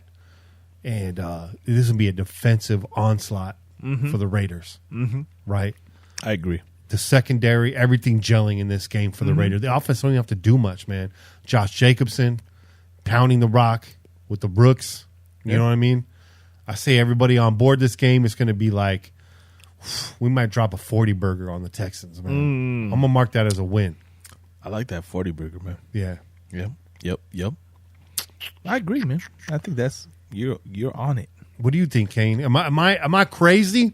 What do you got? Where do you got us in this game, man? If we lose this game, it's a problem. After a bye week when we playing Houston Texans, I mean, Facts. you can make it. You can try to spin it any other way, but if we lose this game, there are problems. There are problems. So I got us down to the win on this one. I mean, I'm not even going to comment. The Texans are garbage. If we lose this game, it's a problem. Yeah, I agree. Yeah, I agree. yeah. So It's a head scratcher coming off a bye and losing to the Houston Texans. Come on, man. You know what I mean? That's not gonna happen, man. that's a victory right there. Yeah. Who's Automatic win. All right. I mean, I know I'm next, so Yeah. I'm locking you let in. me ask you this question real quick. Yeah. Who's their quarterback? Jim McMahon. That's what I'm saying, Che. If we lose this game, we don't even know who their quarterback is. They don't even know. Right They now. don't even know who their quarterback is, man. This should be the fucking greatest ass whooping of all time, man. It's Kyle it really Allen, should bro. be. It's Kyle Allen. It really fucking should be. And if the Raiders don't come out with that kind of attitude, like licking their chops, like, oh, we got the Texans after the bye. I can't wait to fucking put the whooping on these motherfuckers. Then they got a problem. Okay? Problem. If you don't come out at the bye like ready to just hand these motherfuckers their asses, man, you got a problem. Because this is a guaranteed win. That's how I feel. What do the Texans have? They don't have receivers. They don't have a quarterback. They don't have a fucking offensive line. They don't have a fucking running back. They don't have shit over there. They don't have a fan base. They don't have a fan base. Come on, man. Like if you can't beat the Texans, that's trouble right there. Yeah. That's a problem. So Yeah. there's no way the Raiders lose this fucking game. And like you said, this should be the offense's like coming out party. Yeah. It should just be an onslaught, man. Like fucking drives over drives over drives, touchdowns, everybody getting in on the fucking scoring. And fucking Max and Chandler, man, all up in that ass, bro. Just yeah. Yeah. Yeah. This is dub. I like that. Another sweep from the crew here. Lock that in. Lock it in. I like that. Texas is on a suck for CJ year. The Texans and the Steelers. Let's help them. Let's help them out. Let's do them a favor. Let's help them out. Yeah. And I think like in years past, right? John Gruden, we get a little 10-point lead. Yeah. And then John wants to sit on Just that. cruises. Just run the ball. And then it gets a little too close at the end. And then something weird happens. And then we end up walking out of that game like, how the fuck did we lose to the Texans? You know what I'm saying? I think McDaniels is going to see this and put his foot on their neck, bro. He's not going to let up. No. Yeah. You know what I mean? This is his chance to kind of open up the playbook a little bit and maybe not show too much. Yeah. But, get a little creative. You know what I'm saying? Yeah. Get a little creative. I mean, look, what I would like to see is a blowout early and our starters resting. Right? Get Jacobs on the sideline. I want to see that motherfucker without his shoulder pads on. Yeah. You know what I mean? I want to see him on the sideline with no shoulder pads and fucking slides on. Okay? And fucking, I want to see Derek's fucking waving hair on the sideline because he don't have a helmet on anymore. Derek He went to the locker room and got a comb and fucking brushed that shit out. Derek wearing a jumper on the sideline. Derek on the sideline eating a hot dog. Yeah. That's what I want to see. Yeah. That's what I'm talking about, man. You know what I mean? Yeah. So that's how this game should pan out. Your boy Raider said they have good barbecue. Yeah, they do. I mean, I want to see one of our players eating some barbecue on the sideline. Shit. Smacking some Yeah. ribs, bro. Smack some ribs, man. Okay. We need to put an ass whooping on the fucking Texans, man. Hey. The Texans shouldn't even be in the league right now. They ain't got no beans in their chili too, which I'm a big fan of that. I'm a big fan of that. I don't put beans in my fucking chili. Man. Fuck that. Me either, Kenny. Fuck that, right? Man. I do. If I make chili, I like it straight up ground beef. Yeah. I like to put over a little bit of white rice sometimes too. You know what I'm saying? Me too. And people in the Midwest think that's weird when you use. Yeah, I had to tell you a story about what happened to me in Cleveland one year when I went to see the Raiders versus the Browns, but I don't want to interrupt. So No, tell that story. I want to hear that Tell story. that motherfucking story, Yeah. King. So we go to this I can't even think of the name of it. It's a place that's popular for pastrami sandwiches and chili. Okay. And so I ordered my pastrami sandwich and I ordered some chili. And I said they brought the chili out, and I wasn't thinking. I'm just thinking automatically like, oh, they gonna bring it with white rice. So I sent the waitress. I said, hey, can I get some white rice with this? And she was like, what? And I was like, can I get some white rice with my chili? And she was like, wait a minute. Do you know she went back and got the chef? The chef came out the back and was like, what do you mean you want rice? Oh, Who eats rice with chili? Who eats rice with chili? And I'm like, I do. I eat rice with chili. So, yeah, that's when I figured out that back there, they don't eat rice with chili. I A like lot that. of people probably don't. They eat it with cornbread and shit like that. But, yeah. Well, you know what, though? that kind of reminds me of like what we like to do too. We throw rice in our mole. Mm-hmm. Right, so you get a little bit of rice, put that rice in your bowl, and then you fucking layer the mole on top, bro. So good. You know what I'm saying? It soaks up all that You know? juice, man. Absolutely, man. You know, and that word you guys love to hear me say, mouthfeel. It's just that nice, mouthfeel. that nice spongy rice with the mouthfeel. that savory. Oh man, I've been making this chili lately. What's it? Umami. No mame. No mames, way. Yeah.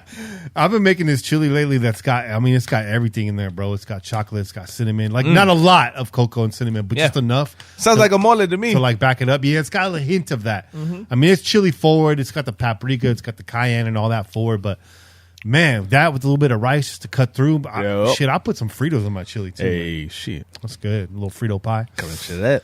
Woo! Man, chili rice with saltine crackers, bro. Ooh, yeah. It's hella good. Fuck yeah, dude. Saltines. Get the job done. Saltines is yes, sir. Bro. Every time. Or what's the Mexican saltine? I always see them in the store. They don't hold up as well. Saladitas or saladitas. Something like that. They get a little mushy, but hey, yeah. the rocket with the ceviche, bro. It's all about that fucking premium, bro. Yeah. That box that just said premium. Okay. This is saltine crackers. All right. That's good to know. Hey, you do, so is yours 5-alarm, 4-alarm, chili 3-alarm? What is it? I would make it 5-alarm, but for my household, I would say like 3-alarm, you know. Would you put it in for the 5-alarm though? New Mexico chile, ancho chile, all the chile. But you know what I do? You gotta drop a ghost pepper in there. You put some. I was gonna say you gotta drop a ghost pepper in it probably to get 5-alarm. You know what I do? I put that Mad Dog 357. Yeah.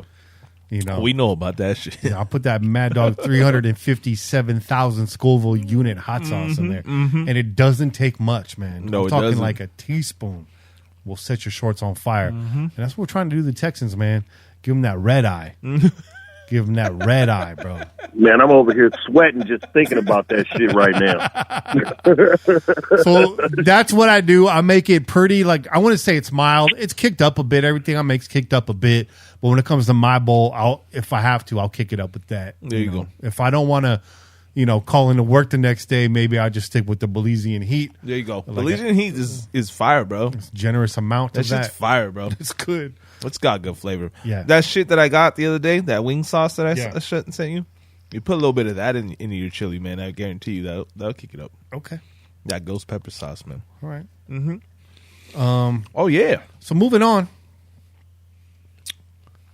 Oh, I was looking at Bobby Wasabi. So you get the white rice, put an egg on top of it, and put chili on top of that. Woo! Screaming. Ooh, that sounds hella good. Damn. Wasabi right there, man. Put an egg on top of anything, man. Fuck yeah. I put my huevos on top of it. Shit. All right, moving on. October 30th, All Hallows Eve on Bourbon Street.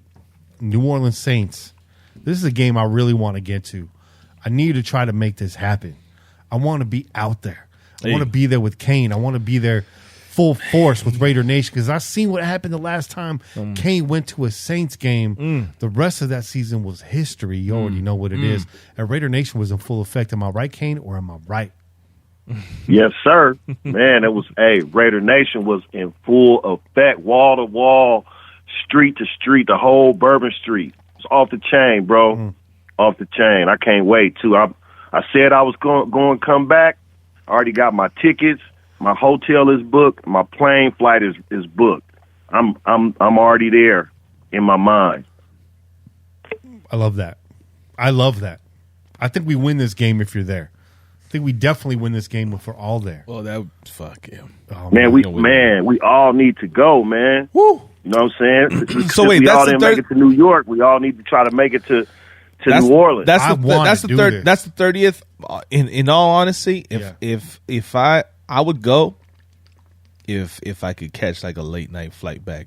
Honestly, Little red eye flight. yeah, a little red eye flight because I definitely want to be back for the Munchkin to take your trick or treating. See, I'm trying You know to what I go and like come back on the 1st of November. That'd be cool too. You know But what I I mean, yeah, I would want to be back by the 31st. Because I'm going to be on a plane the weekend before. Even if it's late, even if it's like middle of the day, 31st. You know what I mean? Yeah.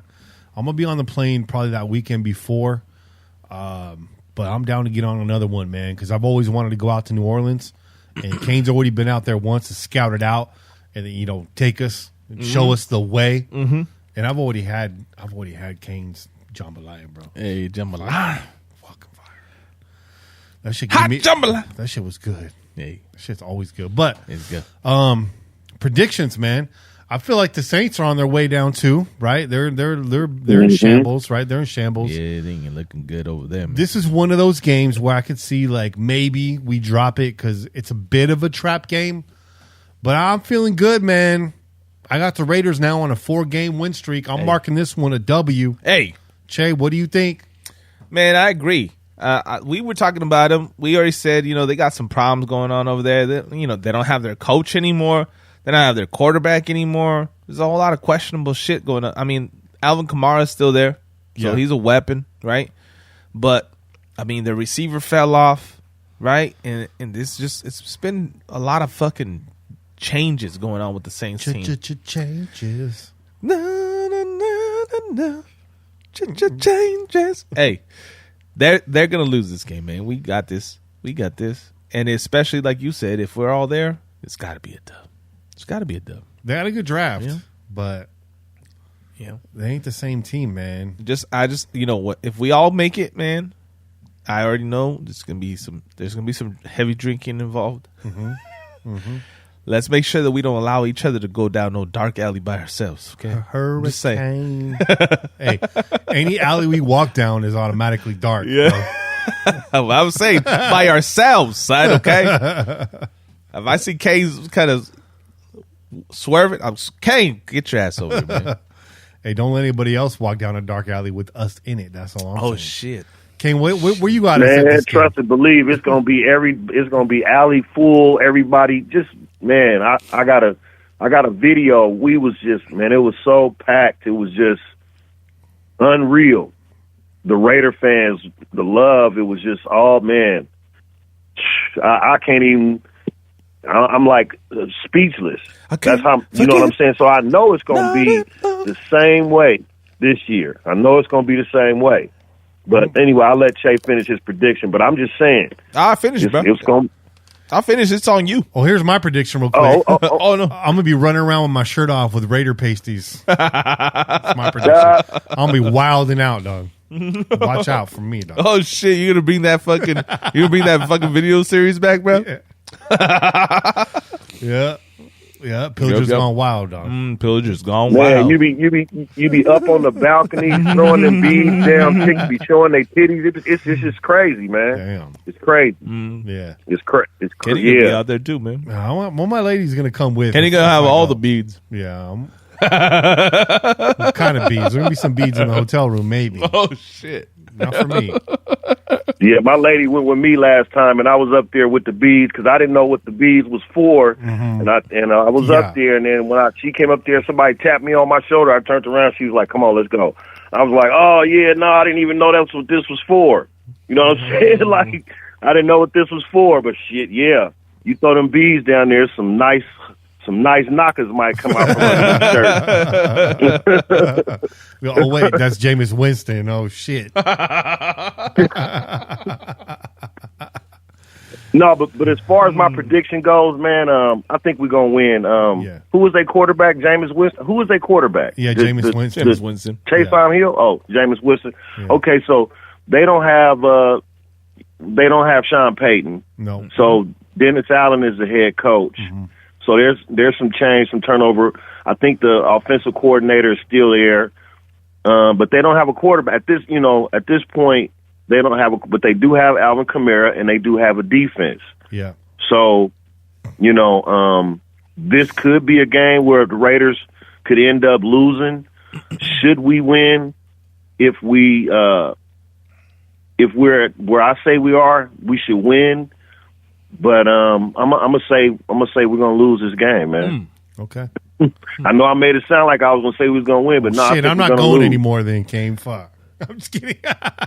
Hey, I just feel like last time we was out there, we won, but we're going to lose. I just feel like in my mind, but we'll see. It's about the right time on the schedule to drop one. They do have a defense. Tyrann Mathieu also signed with them this year. Secondary looks pretty good. Kamar's still a weapon. Michael Thomas still over there. So, I mean, they got talent on the roster. It's just it's always about which Jameis Winston shows up, right, week to week for them. Because he's a guy that will lose you a game despite whatever talent's around him. Absolutely. He will figure that out. But he put together some gems last year as well, but then also shit the bed the next week. So it's on again, off again. I wish I was looking at their schedule to kind of see how this lines up, but really it's not that important. I respect the pick, Kane. I do feel like it can go that way, but I'm just thinking if I'm going to be there, better fucking win. Better fucking win. Yeah, absolutely. Yeah.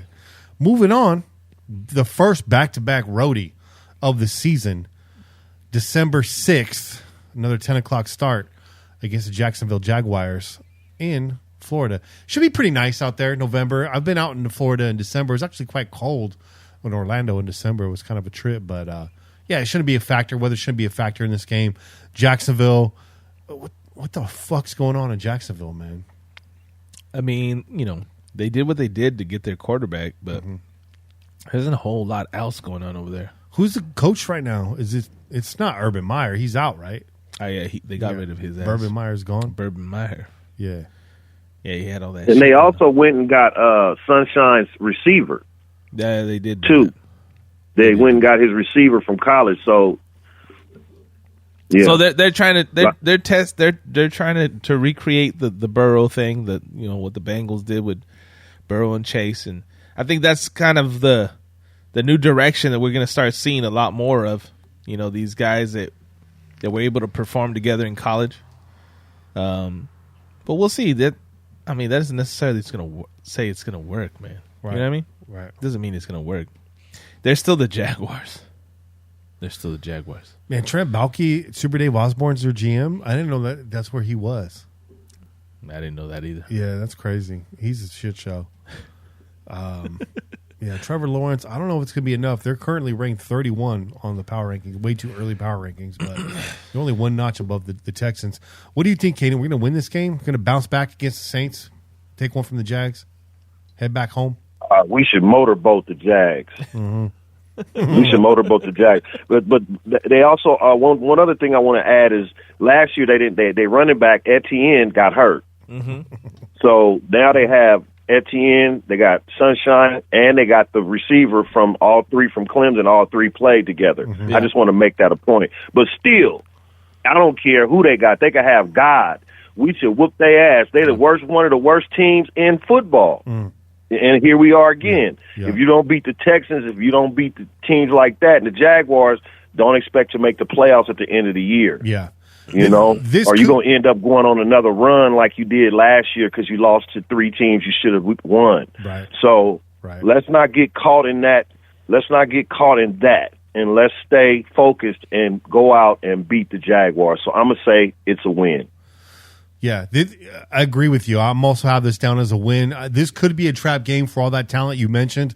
What's their offensive line looking like over there in Jacksonville? It's Swiss cheese, no? I don't even know. I don't know, man. There was very few Jaguar games that were aired last season. Yeah.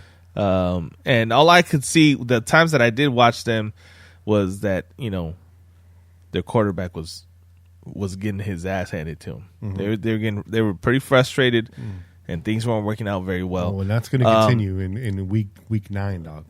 And fucking their receiver, their other receiver that was their number one the season before, Shark, he fucking fell off. Yeah, and I think they even traded his ass away, or he left this off season. So yeah, man, they're still a project. They're still trying to put things together. They're still trying to make things gel, right? And it's one thing you load up the team with former teammates of the quarterback. That's great. He's gonna feel familiar and feel confident. But this is the NFL. This ain't college. Yeah, you know what I mean. Yeah. And he didn't win every fucking national championship anyway. So it doesn't really matter. Doesn't really matter if you bring. It's about like what you can put together, the chemistry you build, and whether or not that chemistry you had previously translates to the NFL. right? We've seen it work. Doesn't mean it's going to work for everybody. Yeah, true that. And I do see, with Trevor Lawrence maybe getting his feet underneath him week 9, just later in the season, he's got some momentum. But if you guys have been keeping score at home, Kenny's got this as the 5th win in a row. Woo! And the Raiders are going to fucking bring Trevor Lawrence back down to earth. Woo! And I'm talking about sacks in Woo! the ass, bro. Yeah. So that's a win for you too, huh, Che? Yeah. It's a dub, man. Yeah. Dub. Lock That's that a in. sweep. That's a sweep. That's a sweep right there. All right. November 13th, week 10, 1 o'clock start at home against the Indianapolis Colts. I'm going to tell you right now, I'm marking this down as a loss. We've had 3 cupcakes in a row. The Colts come in. They're contenders. They're a team. They're players. And I think they bring us back down to earth a little bit. This is one of those games going to give us something a little bit chew on. Yeah. As the sun starts to set a little bit earlier in the season. And games start making a difference, right? So I have this down as a 0 just because, man, we can't win them all. And I could see us dropping this one at home to the Colts. I don't know. Just a weird one. Colts defense looked pretty good. Yeah, I have this down as an L. Kane, what do you think? I got it down as an L. Yeah. We knocked them out the playoffs last year. Again, another team with a bitter taste in their mouth. And not to mention, we didn't beat them 3 out of the last 4 times we played them. You got the only thing. Let's hope. And Gaku calls the team to the middle of the face on the Raiders, and see how the Raiders respond to that. Yeah, but I got this as a loss. It's that point of the season where you had 2 cupcakes, and you was on the road.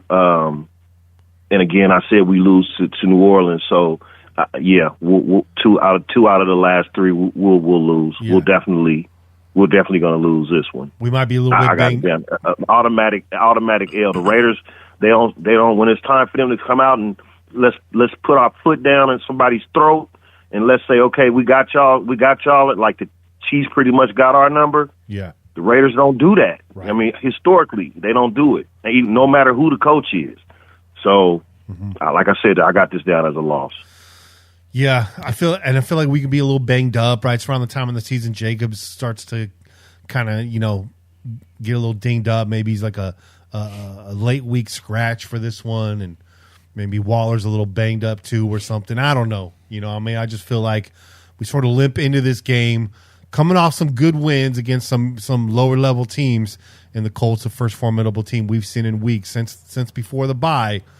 And this is a loss. This is like a wake up, Raiders. It ain't going to be easy for the rest of the season. What about you, Che? Round us out.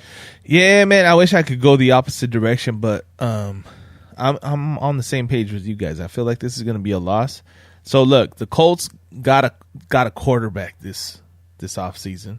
They got Matty Ice, right? So Matty Ice is there now, so they got a solid quarterback over there, and we've seen Matty Ice have his ups and downs, but what they had last season was fucking night and day. So that offense should be better, and they had pretty decent offense last season, even with all the troubles that they had at quarterback.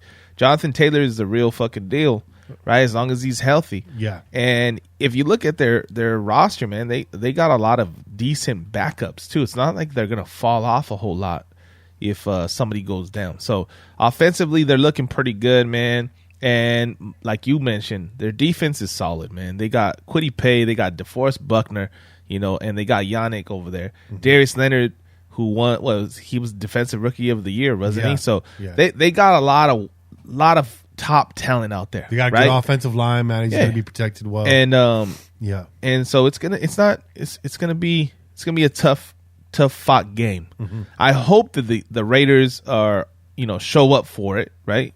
And it goes down to the end, right? We lose it, but it's like honorable loss, right? I don't want to fucking see us get blown the fuck out or look silly. That would be fucking horrible. You get in there, you fucking throw your punches, and you land some. You get hit with some, and then you lose a fucking decision.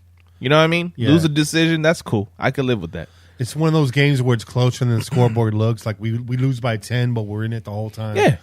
one of those types of losses, right? Yeah, You know, that'd be good, man. yeah. But yeah, I have to go with the loss. I have to follow suit with you guys, man. And that probably doesn't look good. Yeah. To everybody, a fucking loss straight across. But hey, All right, and then can't win them all. Can't win them all. You can't win them all. Got to remind you that. And then it's back on the road for another back-to-back roadie, and it's been a few weeks, but now we start to see the AFC West opponents come back around in the schedule.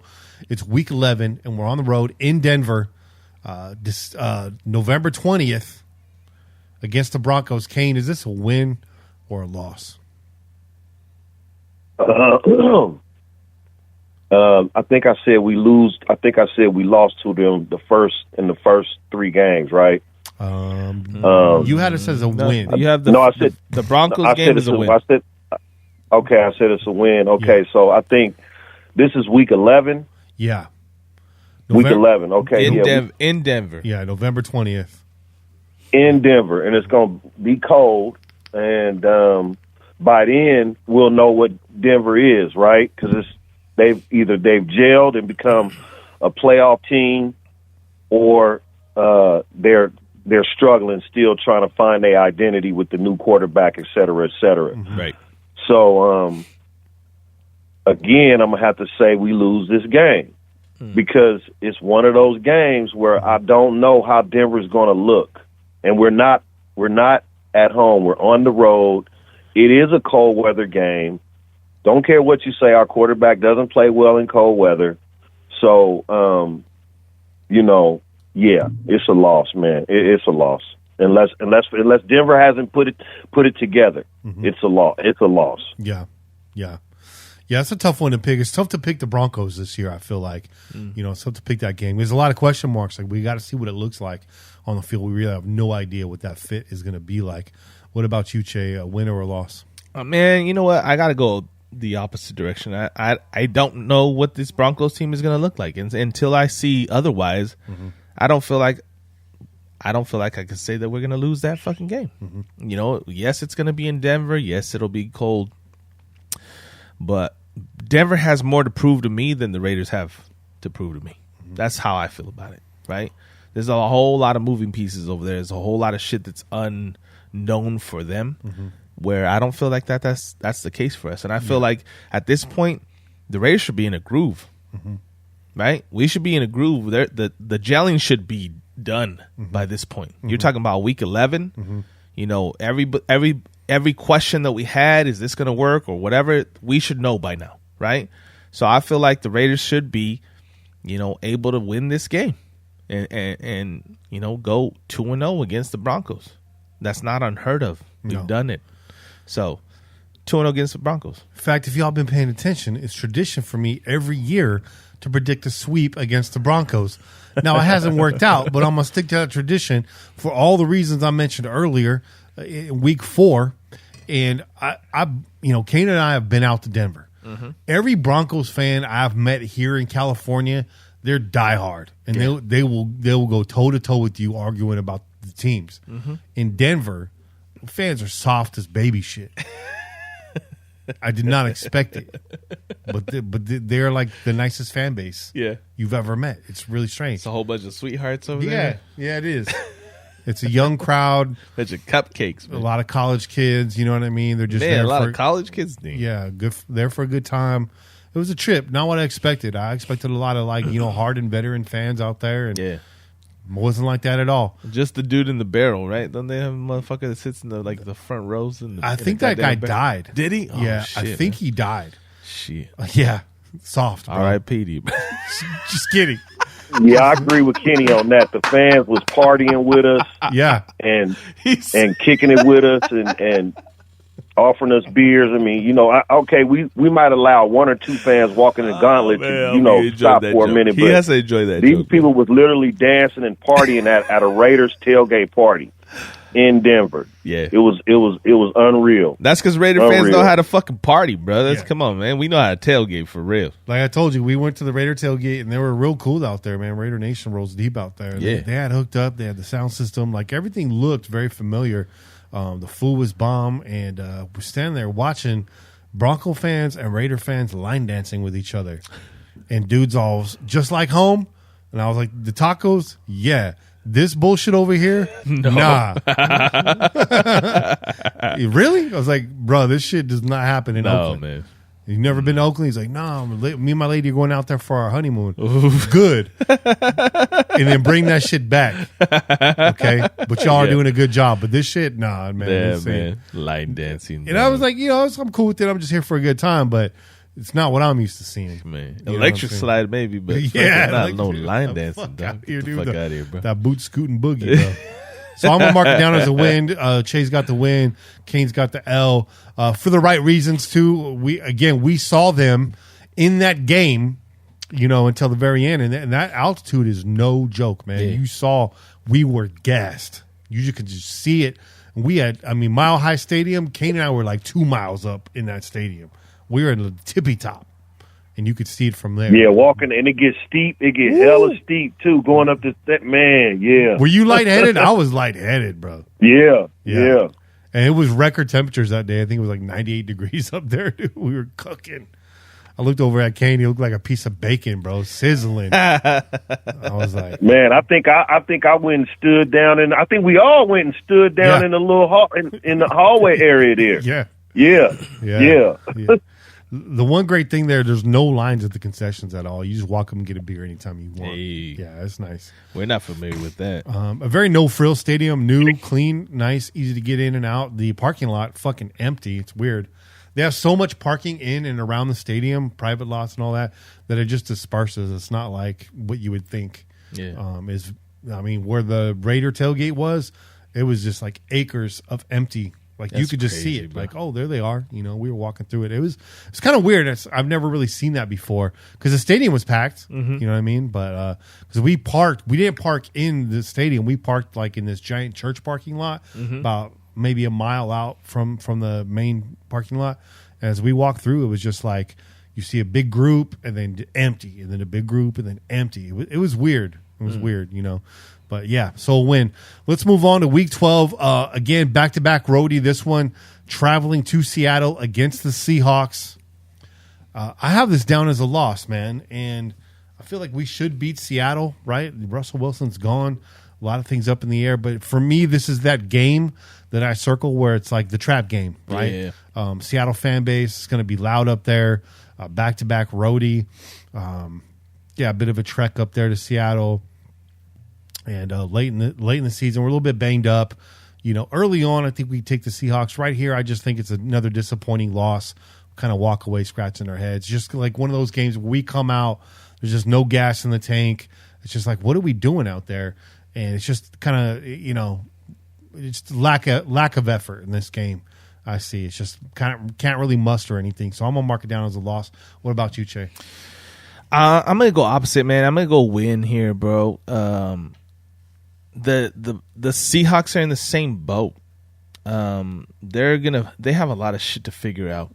They swapped quarterbacks with the Broncos, so they got a problem in their hands, bro. They got to figure out a lot of shit, and they still got DK Metcalf over there. They got some solid running backs over there, and they still got their head coach and. Their defense is always able to put something together and put a decent product on the field. So they're going to compete. They're going to be there. It's not fucking, a walk. You're not just going to walk over these motherfuckers. You got to play them. You got to come ready to play, and you got to earn the win. But I think we got enough to beat them. I don't think they have enough to fucking just, take that game from us. So. I'm gonna go win, man. That's weird doing that. I kind of felt like 2 back-to-back roadies too. Yeah, you got to kind of say one of those ones is in the air. Yeah, and you're right. The Broncos one, the Seahawks one is probably the one to feel like I don't know about this, but yeah. I don't know. We're obviously gonna revisit these picks. Yeah, as the season carries on, and we'll see what these teams look like, and then we'll be able to say like, yeah, I was right, or you know what. Changed my mind. I think this is going to be a little bit tougher than we thought, or this is going to be way easier than we thought. Yeah. But until then, I'm going to go back-to-back wins, man, on back-to-back roadies. That's kind of weird, but Yeah, You heard it here first. To be honest, I don't feel good about my last two picks. In fact, I think I have them flip-flopped. I think we lose to the Broncos because of altitude and what have you. Because Russell Wilson can have our defense running around and we get gas in that game and the elements get to us. And we should beat the Seahawks. But I'm just going to flip-flop it. Again, tradition. I got to predict the sweep against the Broncos every year. I have to do that. My pride won't let me not do that. That's like the one time my pride gets in the way. I fucking hate the Broncos. But yeah, so the Seahawks to me is the head-scratcher loss. Kane, break the tie. Is it a win or is it a loss?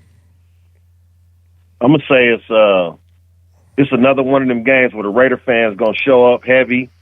I think Seattle is in pretty much of a lightweight rebuild, and they just, maybe not saying it out publicly, but you basically did switch quarterbacks with Denver, and it wasn't like you switched to the best quarterback of the two.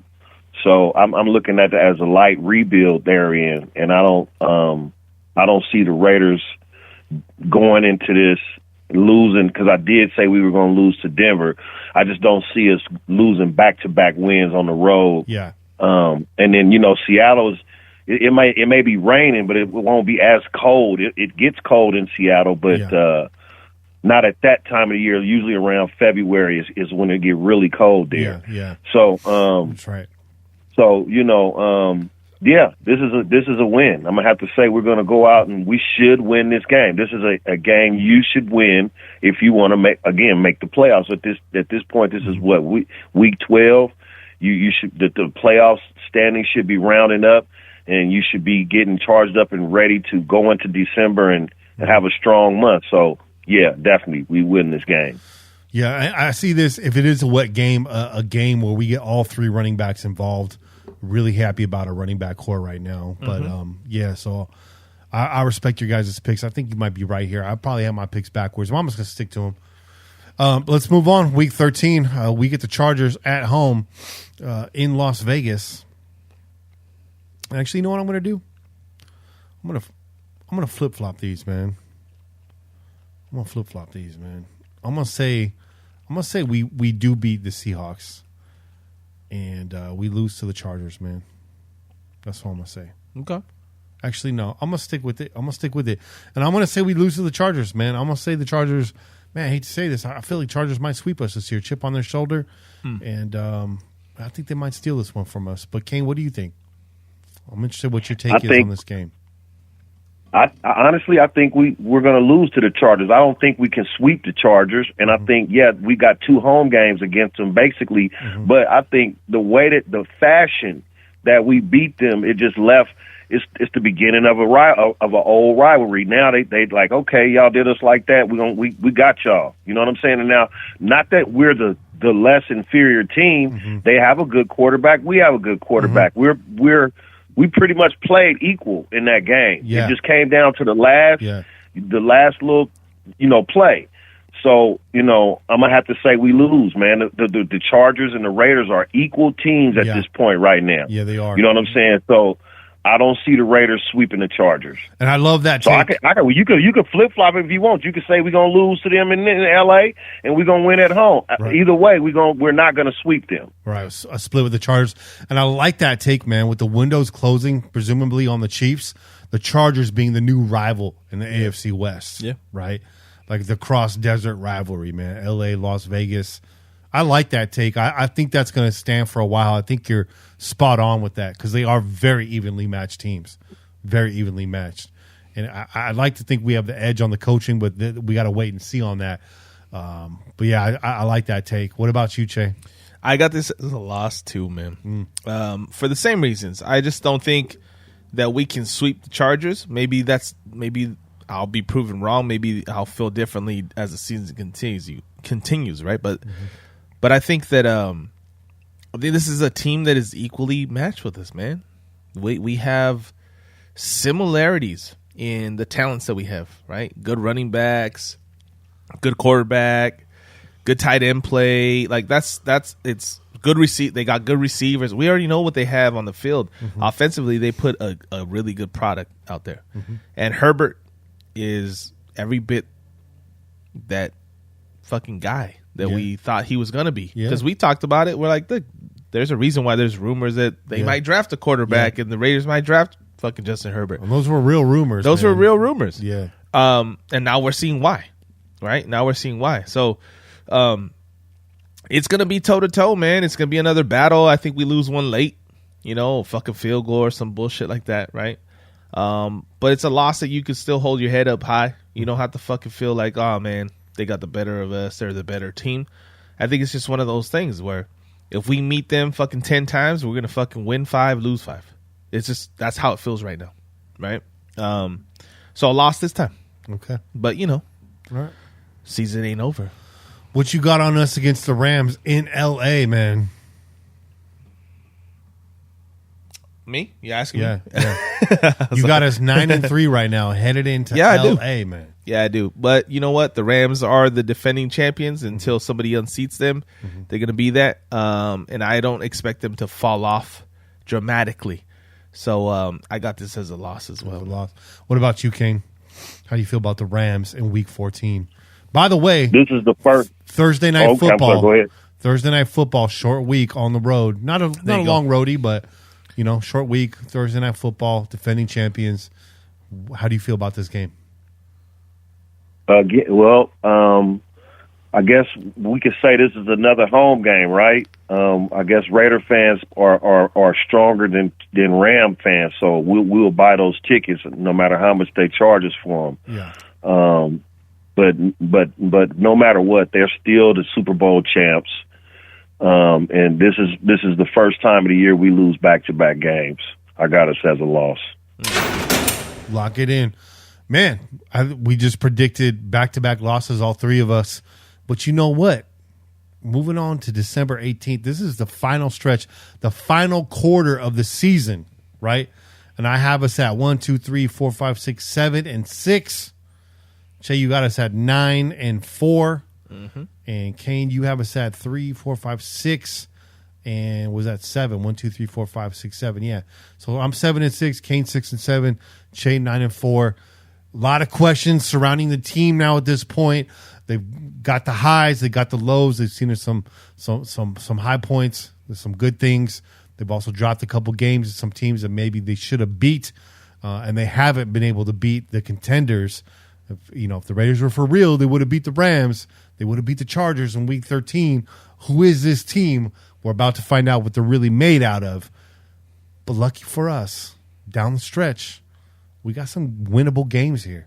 Starting off with the Patriots, again, another primetime game, Sunday Night Football, 5:20 start at home in Las Vegas. We're going to whip the Patriots' ass. Josh McDaniels, come on, man. He's got this date circled on his fucking calendar, man. I hope so. I hope so. Not a 40 burger, but we're putting up like 35 to 17. I'm giving you the score. 35 to 17, the Raiders win and improve on the season. The final quarter, looking to make a run towards the playoffs. There we go. It's going to be the Raiders and the Chiefs. The Raiders and the Chargers and the Chiefs trying to keep their foot in the door. There you go. Right? It's going to be deadlocked in the AFC West, I feel like, about this point in the season. Yeah. Right? Every game counts from this point on. So I got it as a W. What about you, Kane? Patriots. I got to go with McDaniels. Got this game circled on his calendar, like circle. You know how you circle shit hella times and put dots on it, like, you know what I'm saying? Like he's definitely like, I got to show Bill that I'm that I'm the man. I'm the man. Y'all, we to be reckoned with now. But I'm gonna say, the Patriots going to be fighting to get into the playoffs because the Patriots, they made the playoffs last year, right? Didn't they? Or didn't they come one game shy of making the playoffs? But they almost made the playoffs with Mac Jones. Yeah, so, you're right. They were close. Let me verify that. Yeah, I think they were right there, man. Yeah, they entered 10 and 7. Yeah, they were the 6th seed. Yeah, 6th seed. Mm-hmm. Okay, so without Josh McDaniels, they take a hit. So that's a big loss. Mm-hmm. You lose a 6-time Super Bowl winning offensive coordinator, your team is going to take a hit. Mm-hmm. So, and then he has it circled about 50 times with about 25 dots inside that circle. So, yeah, we're gonna win this game. That's a hell without of a doubt. He's circling it right now too. He's been circling it for like the last 35 minutes. He's listening right now. Oh, goddamn right, I'm circling that game over and over and over again. Mm-hmm. Che, what's up? You know, I like what you guys are saying, man. I want to go with you, but I don't know. This game feels weird to me because we've seen it in the past where we get some guys from another team and then it's all the fucking like, hey, they're facing their former team and all that kind of shit, and then it just doesn't pan out. I think this is one of those games. The Patriots are actually a lot better than we expected them to be. They are. We thought Mac Jones, man, these fucking Mac Jones. Mac Jones. We thought they were gonna fall off a cliff, and they were right there in the mix, man. Bill still has them working, so I don't know, man. You guys are making the point that, you know, McDaniels was their offensive coordinator and all that good stuff, but, you know, their head coach knows all the stuff that he does. He does. You know what I mean? So he does. That's a good point. And we already know Bill is, you know, a defensive mastermind. He's going to have that same fucking game circled too. Because he lost two of his guys, right? He lost McDaniels and then he lost fucking, you know, so he's got that game circled too. He's probably looking to do the same thing that they're trying to do, right? Whoop each other's ass. They're going to be playing Battleship, bro. Exactly. Yeah. So I'm going to put that down as a loss, man. I'm going to put that down as a loss. That feels weird to say that. But I'm looking at this home stretch, too, and I kind of feel like we're going to lose one of these games. Hey, Che, stand up really quick. Yeah. Stand up. Get the fuck out of here. I stood up, bro. Hey, we're gonna lose one of these games. No, those are man. good. Those are good points. And I think this out of the 4 games that are left on the schedule, this has the higher likelihood of us losing than the other 3. That's how I feel about it. You make good points. Belichick is not the guy you want, knowing what your head coach's tendencies are. Exactly. That's a very solid point. That's a very solid point. But man, I don't even know if he makes it in the stadium, dog. Hey, but yeah, no, that's a solid point. We'll revisit this. That's like very, I said, that's very convincing. We also pillaged their staff for assistance. We didn't just get the 2 people. We took the whole, like McDaniels got a bunch of his assistants. Like we pillaged. We're basically the Patriots West, bro. Yeah. Like there's no way we lose that game. No way we lose that game. Yeah. I hope you guys are right. I don't care. Belichick had to reboot his staff, and he lost important key people that came along with McDaniels. If we lose, then it's Belichick was a mastermind on defense. You got nobody to videotape our practices. Yeah, he's in shambles right now. All right, back on the road, man. This was a tough one for me to call. I just called it based on who the Steelers are, but it is in Pittsburgh on Christmas Eve. The night of Christmas Eve. This is a Saturday night game, so it's a bit of a short week. But man, it's Raiders, Steelers, Christmas Eve. There might be snow on the ground. Like, regardless of who the Steelers are, this is gonna be a fun game to watch, man. Right. Raider Nation's gonna be around their TV sets watching this one. It's gonna feel like a classic game just by the look and the feel of it. The teams on the field, the weather. It's a night game. The primetime announcers. It's gonna feel like a bigger game than who it is. But I feel like with the Raiders, the playoffs in their sights, got to come out and win this game, right? Am I right? Yeah. They got to win this game, right? Absolutely. You mark this down as a W? I got this down as a W too, man. Ben Roethlisberger is done. He's done so, right? And they don't got no quarterback over there. They got Najee Harris. He did decent last season, and they got some decent receivers, but they're not gonna. They're not going to do what they did with Ben, man. I don't see that happening. They're in a reboot. They're trying to reconstruct over there, and who's their quarterback? Real honest question. Who's their quarterback? The backup. King Concussion. What's that guy's name? King Concussion, bro. Is it still that dude?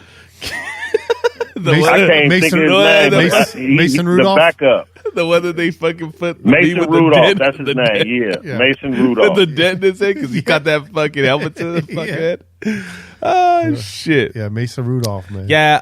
Well, yeah, that motherfucker is gonna get ran over, bro. He gonna be looking for Juju Smith. Like, where's he at? Man, He's just still be looking for him in week 15. He's with the Chiefs, bro. He's with the Chiefs. Kane, where you got us at in this game? This is another game I think we win. The Steelers are on suck for CJ as well, so they're not trying to win hella games. Their spirits. If we lose this game, it's because it was snowing and it was hella cold, and Derek Carr just wasn't playing like he was supposed to be, and they just snuck a win out of us because it was too cold. And you know what I'm saying? And I think that's where McDaniels plays smart. He's got to know Derek's tendencies. I know he's watched all the tape now. You know, he scouted that before. He knows all that. And we got a pretty nice stable of running backs. And if you've paid attention to the Patriots, Tom Brady was a G over there. But when it comes to December, when it comes to playoff football, the Patriots do like to run the ball. Absolutely. And I think Josh McDaniels could possibly do Derek a favor, take the game out of his hands, and just smash the ball against the Steelers for 4 quarters in the snow. I think it's exactly that. They're going to force their quarterback to fucking win a game. Yeah. And he's not going to be able to. No. They're going to fucking cause turnovers and havoc over there. And the defense will win this game for us. And the offense will just sustain. Yeah. Sustain. Running game will sustain. Yeah. You know, first downs, whatever. I agree. All right. And then finish off the season with back-to-back home games. Yeah. When's the last time that happened? Probably sooner than I think, right? But I mean, it doesn't feel like it, but it doesn't feel like it. Yeah, you may be right. I think the last year in Oakland that we in like that. I was going to say the last year in Oakland. The last year in Oakland. We did Denver finish and back-to-back Jacksonville, games right? at home. Something like that. Yep. So New Year's Day, man. I mean, we're playing every holiday this year, dog. We're playing like, is that Thanksgiving the 27th? No, that's not Thanksgiving, but that's the week of. Yeah, no. But we're playing Christmas Eve. We're playing All Hallows Eve. We're playing New Year's Day.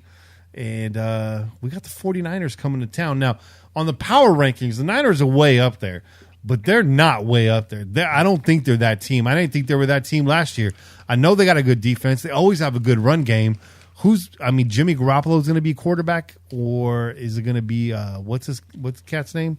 Trey Lance. Yeah, Trey Lance. I don't even know that the Niners know who they are right now. Like, they feel good, but I don't know that they know. Defense. You know what I mean? I agree. Yeah. So Bobby has us at 12-5. We got to get his picks. He's in the chat right now. But I mean, in the last time we played the Niners, man, that was like, you know, team giving up on John. Right, it was right after the Amari Cooper trade. Right, I was at that game. It's garbage, man. I was there watching the game at Target Great America, Levi Stadium, Great America. So I mean. Kane, what do you think? The Niners coming to Vegas, Jimmy Garoppolo, there's like a stripper scandal. Like, what happens in this game? Man, this game is circled on all the fans' calendars. Yeah, it is. Every fan in Raider Nation got this game circled. It's the highest price ticket of the year, $777 average on that ticket. And so, that's just telling you they trying to keep Niner fans out the seat. You know what I mean? But yeah, we still gotta. So I got us at what right now? What do I have us at right now, Kenny? 1, 2, 3, 4, 5, 6, 7, 8. 1, 2, 3, 4, 5, 6, 7, 8 and 7 right now. Yeah. Okay, that's right where okay. Yeah. I have us. Okay, yes, I'm not gonna give away my picks, but yeah. I have this as a win. Okay. Simply because it's a rivalry, even though it's not the Bay rivalry, it's still a fan. It's still a fan rivalry, right? And it probably will always be. Yeah. Even when the Raiders was in L.A., it was a rivalry. Then it'll still be a rivalry. Yeah, you're right. You're right. So, yeah. So, yeah, I think the Raiders at home with the fans juiced and pumped, waiting, then circled this game from the day the schedule came out. No way we lose this game. Now, does that take away anything from the Niners? No, they're a good team. Jimmy Garoppolo is a fuck up. He will lose you a game. You know what I'm saying? But if they game plan goes, they like to run the ball. You know what I'm saying? They like to and play good defense. And if we let that happen, then they can win. But at this point in the season, we should be jailed. We should be running the ball. We should be primed and ready to go to the playoffs, and we should win this game for the fans, if nothing else. Jimmy Garoppolo, pick 6 on the run, errant pass. They're going to be up in his ass in this game. What about you, Che? Win or a loss? Man, this is a fucking W. Come on now. Yeah. Now, listen, you guys made some great points, but I'm going to throw another one out there. Another one. Deebo Samuels is in question. He's been in question all off season. Yeah. Okay.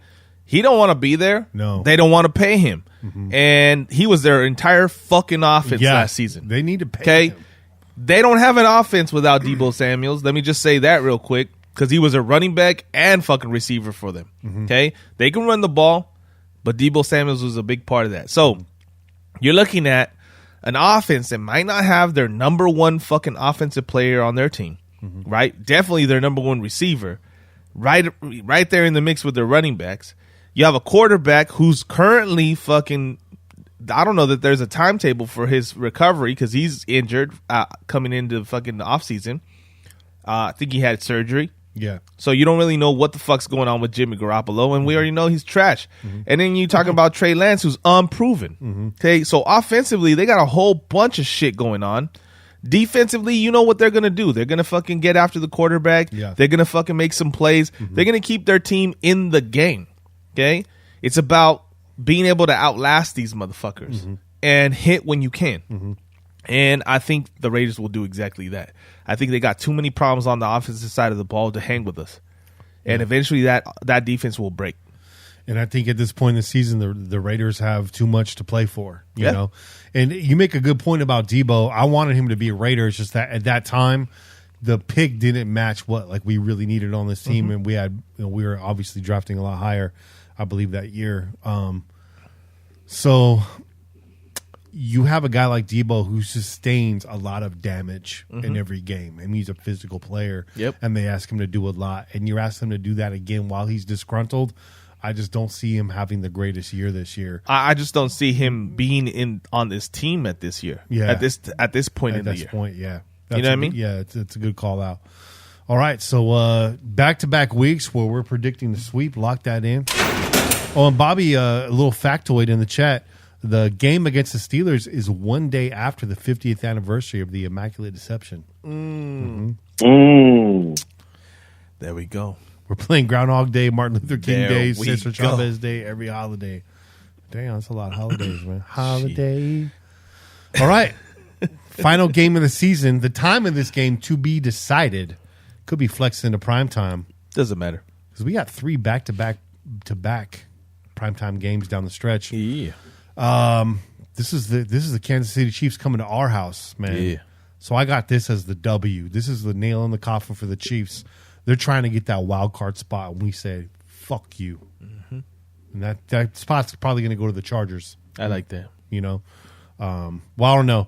So I have it as a W, which I have us at 11-6. I don't know if that gets us in as AFC West champions. I don't know where. I haven't looked at the Chargers schedule, so I don't know. It's either us as a wild card or them. But there's 2 playoff teams coming out of the AFC West this year. That's for sure. One of them is not the Kansas City Chiefs. That's my pick, and I'm sticking to it. Kane, final game of the season, Kansas City Chiefs in Las Vegas. To be decided, flex game. What do you think? And will this be flexed into primetime? Okay, so this is what I think. I think that the AFC West, I'm gonna stick to my AFC West is caught up to the Chiefs, and everybody's pretty much equal. It's until we see Denver, I'm gonna say they got better because of the quarterback. So this game is gonna have playoff implications, but it's not only gonna have playoff implications. The winner of this game wins the division and goes in as the number 4 seed. And I got this as a win for the Raiders, and we go 10-7, and we win a tough division with 10 wins, and we make the playoffs as a 4th seed. I can see that because this division can and will beat up on each other this year. 10 wins could be that division winner record. It very well could be. Doesn't sound like a lot in today's day and age, but yeah, with the talent in this division, that could get it done. That's a good point. And by the way, I'm predicting a season sweep of the Chiefs because we should have done it last year. Hey. This is the year it happens. So Kane with 4 wins down the stretch. Kenny with 4 wins down the stretch. Will Che make it 3 wins down the stretch on his prediction chart? You goddamn right. You goddamn right. Come on, man. Yes, we're going to win this fucking game. Okay? We're at home. And I think by this point, like you're saying, this is about solidifying our place, maybe locking up the division, right? And I think we're going to see that the Chiefs have struggled. Mm-hmm. They've had some troubles. Mm-hmm. Yeah, man, they got to get one. There's no way I'm going to say the Chiefs are going to beat us 2 times this season. Mm-hmm. Fuck that. Mm-hmm. Like you said, we should have swept their asses last season. Yeah. Okay, so we're definitely going to get a split. I had us losing the first one. There's no way I'm going to give us a loss on this one. Mm-hmm. Yeah, we go into the playoffs. Yeah. And let's do some damage. Fuck yeah, dude. Right? Mahomes leaking ketchup out his kneecaps in this game. You know what I'm saying?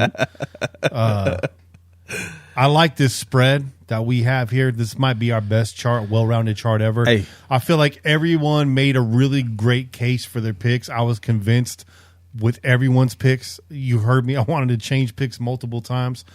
Kane's got us at 10-7. I have us at 11-6. Chase got us at 12-5.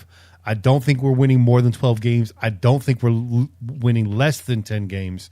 One of us has to be right. There you go. So I like this, and we haven't even heard from Bobby yet, who has us going 17-0.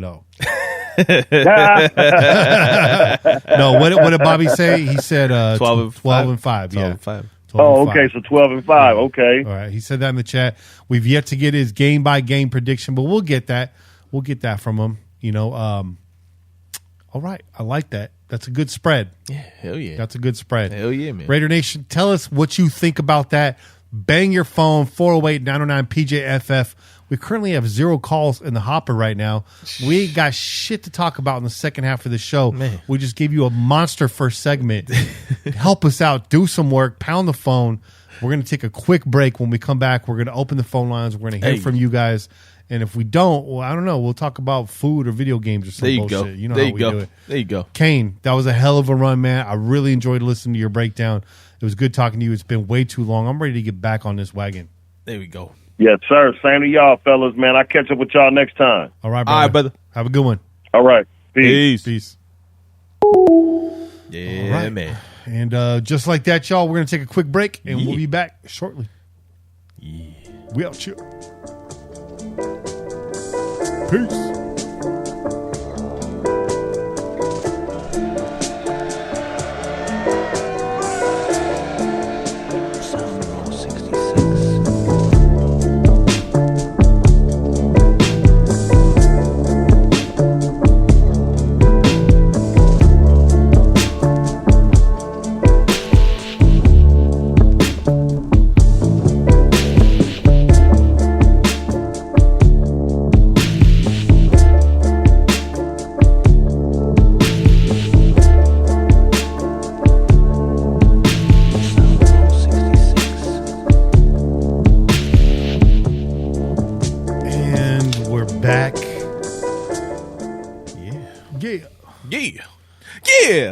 Yeah.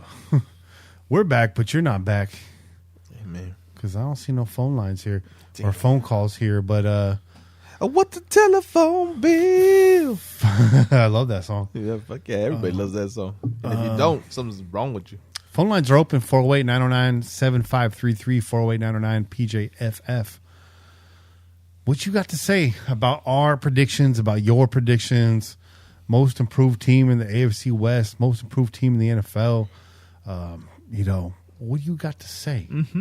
Mm-hmm. You know what I mean? We want to know, man, because, you know, we done talked a lot. So we need to hear from know y'all. But, you know, I'm going to get in this.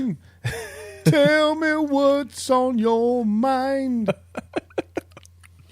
Hey. What kind of beer are you drinking? Classics, man. Wait, I went back to this Alvarado Street again. Solid. That cold press. Solid. Yeah, man.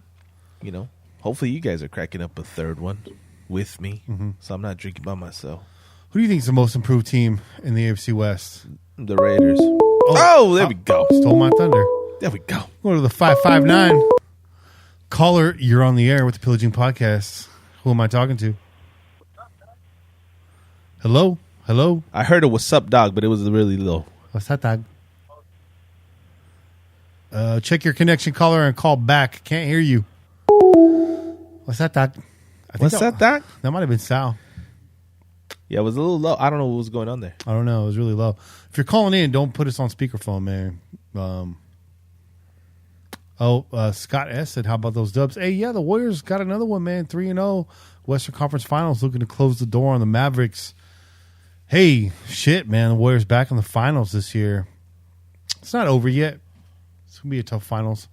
I got the Warriors in 6. Maybe 5. Probably 6. I'm gonna say this: if it's the Celtics, it's gonna be close. I hope you guys do win though, because I don't want the Celtics winning another one. Yeah, no, we'll get that done for you. You know what I mean? Well, as a Laker fan, I would appreciate it, bro.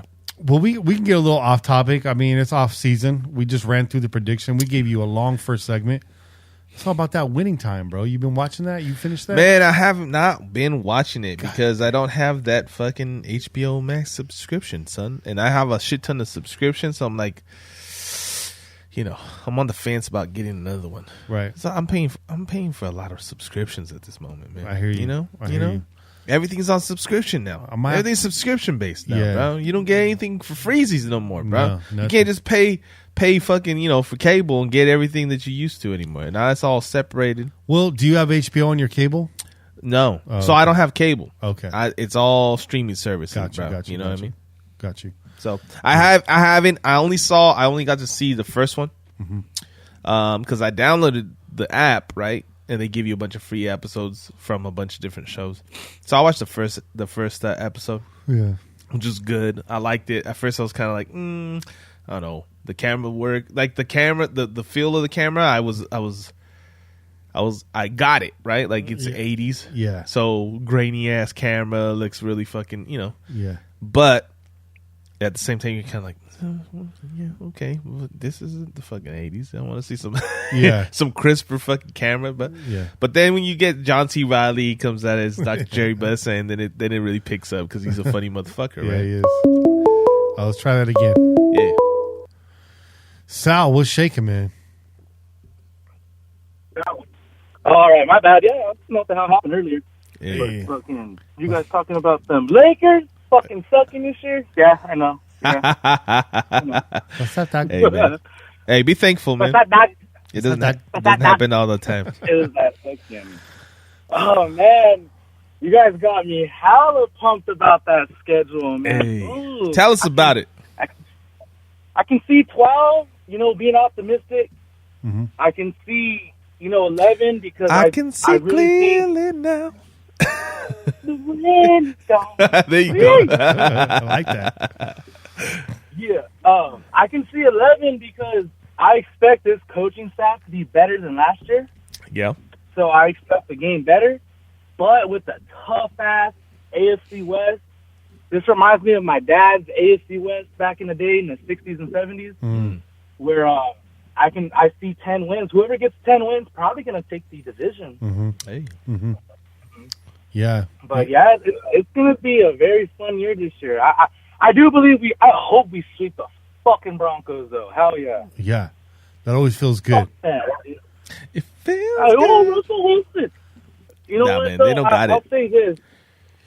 If we would have gotten Russell Wilson, how would talks be going towards Russell Wilson right now, though? My buddy put that at me. He's a Broncos fan. And I have to give him props because he knows football besides being a fucking Bronco fan. Mm-hmm. And I'm like, damn, he had a point, but I'm like, nah, fuck that. Derek Carr, I think if you'd have put Derek Carr on that Seahawks team, they're about, a game better. And I think I'm very tough. I'm like, you guys, when Carr needs it, you gotta lay the wood. But for the most part, he's been doing, better. But I see 11. I see 11-6. Okay. You know, with a playoff win, I really think we do need to get a playoff win for sure. I know that's kind of, you know, talking too far out, but I do believe this regime needs a playoff win. But you know what? It's not talking too far out, man, because at this point, Derek's been with us for a long time, right? He's a veteran of the game. He's a veteran of this team, and that is the next step, is a fucking playoff win, right? And I would even go further and say, like, you know, going into the playoffs. Yeah. Right? Well, you got a staff with a lot of playoff experience. Exactly. You got a Derek Carr who got, you know, jilted at the altar his first time there. Finally got back to the promised land last year. Very disappointing. Bad taste in his mouth. Losing to the team that eventually went to the Super Bowl, right? At the last seconds of the game, right? You got. I feel like that's the next step. I think Derek's got to make a run. Yeah, he's got to make a run in the playoffs, man. And now you got your home. Yeah, he has Devontae. There's no excuses. I mean, I'm not a big Fresno State fan at all. Never have, never will be. And but those games were fucking awesome. I mean, you had to go. You know, hey, Adams and Carr, man, what a fucking connection. And that was a must-see over here in Fresno. So I'm excited to see that again. So I do believe that also with Devontae Adams, that just elevates everybody on the roster. Absolutely. Elevates everybody's play. It's like putting, Che, like when it comes to the Lakers, you know, like, I hate to say this, but LeBron's going to elevate everybody's play except for this fucking year. You know, other than that. I mean, I think this coming from a Lakers fan, I think those years are done. I saw that coming when they decided to bring him and trade everybody away. So just so you know, Lakers fans are not just a bunch of fucking bandwagoners. You know, I was a Laker fan long before LeBron ever even thought about being a Laker. And I didn't like the play in the first place. Chris Lim and Smush Parker fucking years. The Chucky Atkins, fucking bitch ass Kwame Brown. How about try Sadell 3 fucking Vlade Divac years, man. Anthony Peeler years, all right? Okay, so Cedric Ceballos years, man. Eddie Jones years. You know what I mean? Like, I've been a Laker fan my whole life, since the 80s, man. Hey, Magic Johnson's my favorite player goes back of all like, time, son. Going back like Rick Fox's hairline, bro. Hey. But to bring it back to the Raiders, though, what I want to know, what I want to see, is will Josh McDaniels let Derek Carr get back to those no huddle Fresno State offensive runs? A fucking men. Yes, please, God. That's what I want to see. Please, Josh McDaniels. Please. That's God. You're right, Kenny. My bad. Go for it. No. I was just gonna say this. I think that's the reason why you bring Devontae Adams onto this team. Yeah, because we hear a lot. The Carr family is always very supportive of Derek. Yeah. Right. But I think we've gotten the most honest response from this trade, and that is that these motherfuckers have an unspoken language, and they've had it for years, right? And they practiced in the offseason for a long time while they were still in Oakland. They were practicing. Obviously, they've been out of Oakland for a couple of years now. So during those years, they didn't have that relationship. That kind of stopped. But that's 2 years versus every other year before that, right? And they're neighbors now. So the chemistry should be immediate. I don't see any reason why Derek and Devontae should not be on the same page. And I don't see any reason why that shit that they did at Fresno won't translate to this game. Yeah. Because they have an understanding for each other. They don't have to say anything. They can give each other a fucking look and know what the audible is without even calling it. You know what I mean? I can't wait for that. That's awesome. Like seeing those Tim Brown, Jerry Ricers, we just see Gannon looking at them. All right, boom. That infamous Steelers game, fucking lob it, throw it up there, Yeah. I'm excited for that. I am. You know what I'm really excited for?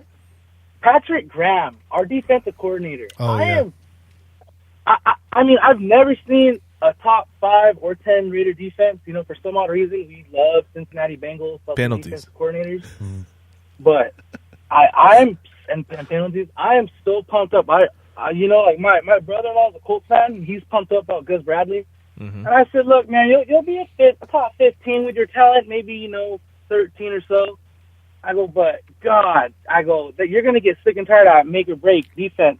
I am pumped up with Patrick Graham and just adjusting to like how we talked about, how you guys talked about McDaniels attacking the weakness of teams like the Texans and Jaguars, you know, and kicking their ass. I'm pumped up because he played good he coached good versus the Chiefs and everybody else. What a fucked up offense. I mean, my buddy's a Cowboys fan and my other buddy is an Eagles fan, so I catch a lot of NFC, sadly, a lot of games. And the Giants, the last 2-3 years, had a solid defense behind a horrible offense. So I'm excited for that, especially if our offense gets clicking like we're expecting it to be. And like Woodson said, you score 24 points, defense should win a fucking game. There you go. And I like this defense, man. I made that prediction. I think Divine Diablo has a breakout year. I agree. Trayvon Merrick, I think, can thrive in this system. Absolutely. I'd love to see a more disciplined Abram. We saw that trending last year. I'd like to see him stay on the field. I like where this defense is. I think our biggest weak spot is that right corner position. Not real big on Rock Yassin. Like to see him maybe, you know, revitalize his career, but I think that's our biggest weak point. Maybe somebody else can step in there. I don't know if it's a Meek. I don't know if it's. I mean, we just traded for Rock, so I feel like they went after him for the purposes of solidifying or getting the best that they could out of him. You know what I mean? So I honestly think that's there. He's going to be there regardless, right? They're not going to trade away Yannick to get Rock and then shelve him. I don't see that. Right. They're going to have him out there on the field. Yeah. But it's all about the other corners, man. So, you know, we have Hobbs coming back off of a great season as a slot corner, right? And Mullins has to come back from injury, man. We need to see what he looks like, right? I think it's going to be there. I kind of feel... I'm kind of feeling good. I'm kind of feeling confident. Maybe that's you know, maybe I'm being a homer. Maybe I'm being a homer. But I feel like I feel like it's there. The talent is there. The ability is there. The experience for Mullins especially, right, is there. And we've seen him. He's stood out many a games. Yeah. As a number one cornerback. You know what I mean? He's solid. So if he comes into this season healthy, shows up and shows us what he's shown us in the past, I think this secondary is going to be formidable, man, for sure. It's got a little bit of depth. Again, the corners are a little thin, but I like the depth overall on this team. Again, I love the stable of running backs we got, bringing in Zamir White, bringing in Britton Brown, Kenyon Drake's healthy. You know, so I like that. I think that really hurt us in the past 2 seasons. As Jacobs goes down, we get a little bit more one-dimensional. Yeah. Don't forget about Zeus, man. And Zeus, yep. And Zeus with that fucking mug in that picture of the rookies. I don't know if you saw that shit. Yeah. The only motherfucker in that picture not smiling. I like it, Zeus. I like it, son. Yeah, stay not smiling. He's gonna be a wrecking ball. I mean, I'm pumped up. I mean, I wouldn't draft a Raider running back in fantasy at all. No. You know, just like not drafting a Patriot running back in fantasy. Unless you want to lose, man. It's going to be running back by committee. Don't be a homer in fantasy, man. You're going to lose. Yeah, don't be a homer. I was last year. I got Jacobs and Drake thinking, oh, yeah, Drake will tear it up if Jacobs is hurt. Nah, don't be a homer. But all right, y'all, I'll let you go. Hey, brother. Fuck. I do believe everything goes, like, I like Jenny Bonsignor. I like listening to him. Yeah, he's good. And he talks about it. If the ball goes, it's luck has to do with it. And the ball can just roll our way. I can see 12 games easily, 11, but I do believe 10 will get it done. And that's already begun with the schedule the NFL gave us this year. The sun is shining on us. Like we haven't had. Yeah, that's a good schedule. So, I mean, it just the way it's mapped out, the way it's scheduled looks good. The teams we got. I mean, we're not playing a lot of teams in the top percentile of the NFL this year. We're not. We're playing a lot of bottom feeders this year for us. From what we've seen. But before you go, really quick, Sal, my question to you is: who is the most improved team in the AFC West? You know what? It has to be us, and it's a hairline between us and LA, the Chargers. Yeah. But I do believe with the connection of Devontae Adams, Derek Carr, that's gonna just Jackson. All right, you're once they got Jackson and then we got Adams, it was like, all right, next.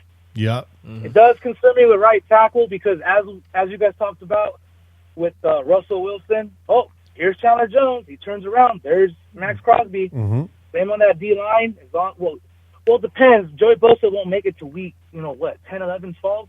This is true. He's going to miss some right games. Tackle still concerns me. That's guaranteed. And Khalil might actually miss some games too. Mm-hmm. You made that point when we heard about the trade. Yeah. But other than that, it is us, man. Coaching staff wise, I mean, I was a homer with Gruden, but you couldn't get any better. Like the way shit went down, it just couldn't have gone any better. So with the coaching staff, man, I mean, 6 Super Bowls, Bill Belichick, I get it. But to bring that experience all those years, McDaniels has to sink or swim. He can't run back to New England if he fails. No, he's not. He won't. So I believe everything is all for it right now, and we are the team to beat. I think in the AFC West. Absolutely. Until we do beat the Chiefs, I do believe we are the most improved and the team in the future to beat. I agree with that. Hey man, Sal, thanks for calling in. Hell yeah, brother. Yeah, appreciate it, man. Stay safe out there. I can't wait. Can't wait to call you guys at 5:30 in the morning on my way to open up the restaurant. Yo, Raiders! Yeah. My staff loves it, man. I'll do it right in front of them. Play the music. They get a kick. They don't even understand fucking football, but they love it all pumped up. The customers know, shit, Raiders are losing. All right, I better not get that. So I'm going to get pissed off. All right, y'all. Well, you guys have a good night, man. You too, brother. My bad, missing that Crow's Nest. I was on, knocked out. Hey. Mr. Moran, the Big Steppers. Great fucking album. Great absolutely. Album. Hell yeah. Absolutely. All right, you guys. All right, man. You guys have a good night, man. You too, brother. Peace. Yeah, good call. I do agree with that, man. I do think the Raiders are the most improved team. I say most improved, not like the best, not the deepest.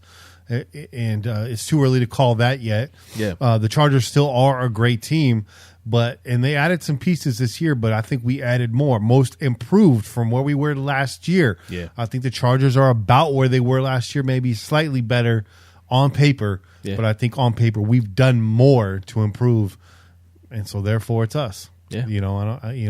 Oh, by the way, shout out Shout out to Scott S. with the $10 donation. He says, "Love you guys, Raider Nation for life." Pillaging podcast. Pillaging. What's that, dog? Hello? Is this the cilantro hotline? Bueno. Bueno. Dime. Bueno, aquí con Kenny Mercado. I knew Bobby would fucking catch that shit, man. Hey, that guy's my uncle, bro. What are you talking about, man? What's good, dog? Shit, man. It's good hearing your voice, man. Hey, real quick, sorry. Hey. Shout out to Sal Salazar with the $19.99 donation in the chat. Love you, Sal. Salud, brother. Appreciate it. Hey, man, what's going on, brother? Nothing much, man. Just quarantining, bro, from this monkeypox, bro. Hey, man, fucking monkeypox. That's rough. Hey, man. Hey, well, I mean, I didn't, honestly, for me, it started off with, with my balls swelling up, really red and big. Did the hair fall off your ass, man? No, it was the same, but, but that's usually Thursday,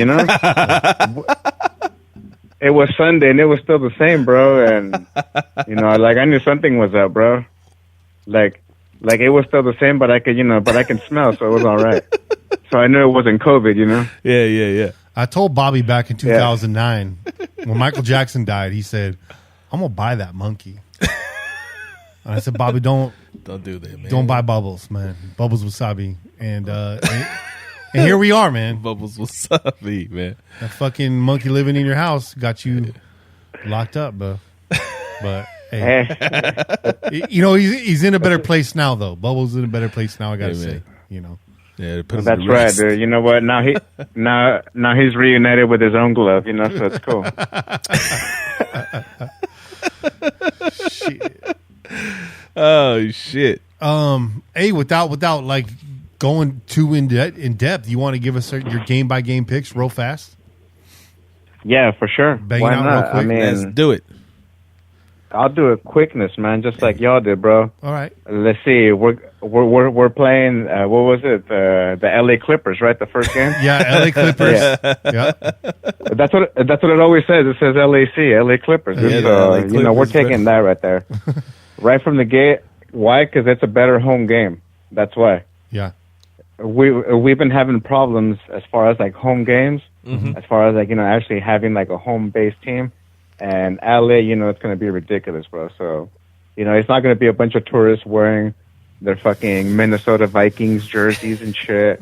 How lame was that, bro? You saw that if they would pan over to the audience and they would show those people that just randomly like right. thinking it's their fucking team or some shit, Wearing their Elvis glasses with the fake sideburns attached because they're in Vegas. It was like those. What was it like that? The glasses with the fake nose and with the eyebrows and shit. Yeah. Well, they have those too. It's like the rhinestone glasses, but with the pork chop sideburns, man. So you could just Elvis-fy yourself, man. Elvis-fy. So that's my first one, right? Yeah. Second one, home opener. That's going to be a W right there. It's a dub. Locked in. Dub right there, dude. All right, you guys are going to hate me on this one, though, bro. Oh, no. Game 3? Yeah, game 3, it's not, I mean, Che was right as far as, whether or not Henry is going to be healthy or not. Mm-hmm. Let's just say he is healthy, man. Let's just go into it thinking, the worst thing possible, man, because it's better to think the worst thing possible. Absolutely. And to work for that and get a good result and then just, turn out that he actually ain't even showing up and we just end up winning or whatever, Right. As far as like a full-on healthy Derrick Henry, that guy can run miles on us, man. And first 2 games, like I said, it's going to be different. If they're going up against the LA Clippers, that's going to be different. Home opener against Arizona, that's its own deal and shit. But this is going up against Tennessee, and I believe it is an away game as well, man. So we're going to their home team, or to their home field, so it's going to be a whole different story and shit. Yep. So that's my game 3. Game 4, Denver. Come on, bro. Honestly, I really have no confidence at all in their quarterback, man. Nothing's going to be happening right there. Okay. Agreed. What's that? Game 5, KC. We're winning that, bro. Hey. I'm calling it right now. We're going to win it. Why? Because it is an away game. It is over an Arrowhead, but it is early in the season, man. It's not going to be weather. Cold. Exactly. See, and that's the one thing that I was kind of like looking ahead at the freaking game against Pittsburgh is that it was going to be later on in December, and I was like, fuck, usually we don't do well, man. Yeah. So that's why that was, I was kind of going back and forth as far as that, prediction, but game 5 against KC, I said we're going to win that. Same thing with Texas, with Houston, man, the Texans and shit. Yeah. I mean, they're in shambles, bro. They ain't nothing, bro. Yeah. And it's a home game too, so fuck that. Yeah, they're playing that fan control football. Oh, right? Yeah. Shit, dude. Damn, dude. Who's investing in that? Where's my Bitcoin for that, bro? Hey, their whole. I had to invest. Huh? I had to invest my monkeypox Bitcoin in that, bro. Your pox coin. Their whole offense is Ask Madden, bro. Oh man, it sounds like you said asthmatic, dude. Because it's definitely fucking. The offense is asthmatic. It's giving me the vapors, bro. I can't even breathe right now, dog. Huffing and puffing. Is that too? It's that too. Raiders on Bourbon Street. Who you got? Oh shit! Come on, bro. That's us right there, dog. I know. I'm. It sounds like I'm drinking some sort of fucking magic dust Kool-Aid over here, dog. With all this, rolling of W's and shit, dog. But No, it's okay. honestly, dude, I do see that because, like you guys said, man, we kind of have a string of teams that are just basically don't know their own identity. They don't know what the hell they are. Right. They don't know where they're going. And that's the same thing with New Orleans, man. They lost their head coach, QBs, everything is in shambles, man. So Right. They're not yeah, really no, we're taking that. They're not really rebuilding yet, but they're in flux, like you said. Missing identity. They don't know who they are right now. Yep. I feel that.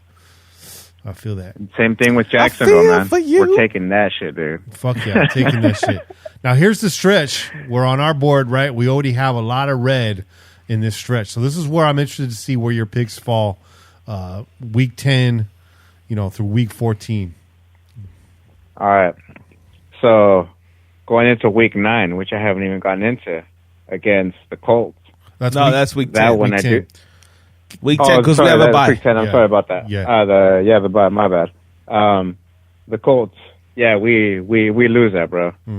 Honestly, the way it all shook out for Yannick, the way he left, he was very hurt about that, and he's been very vocal about getting out there to actually do something to our offense.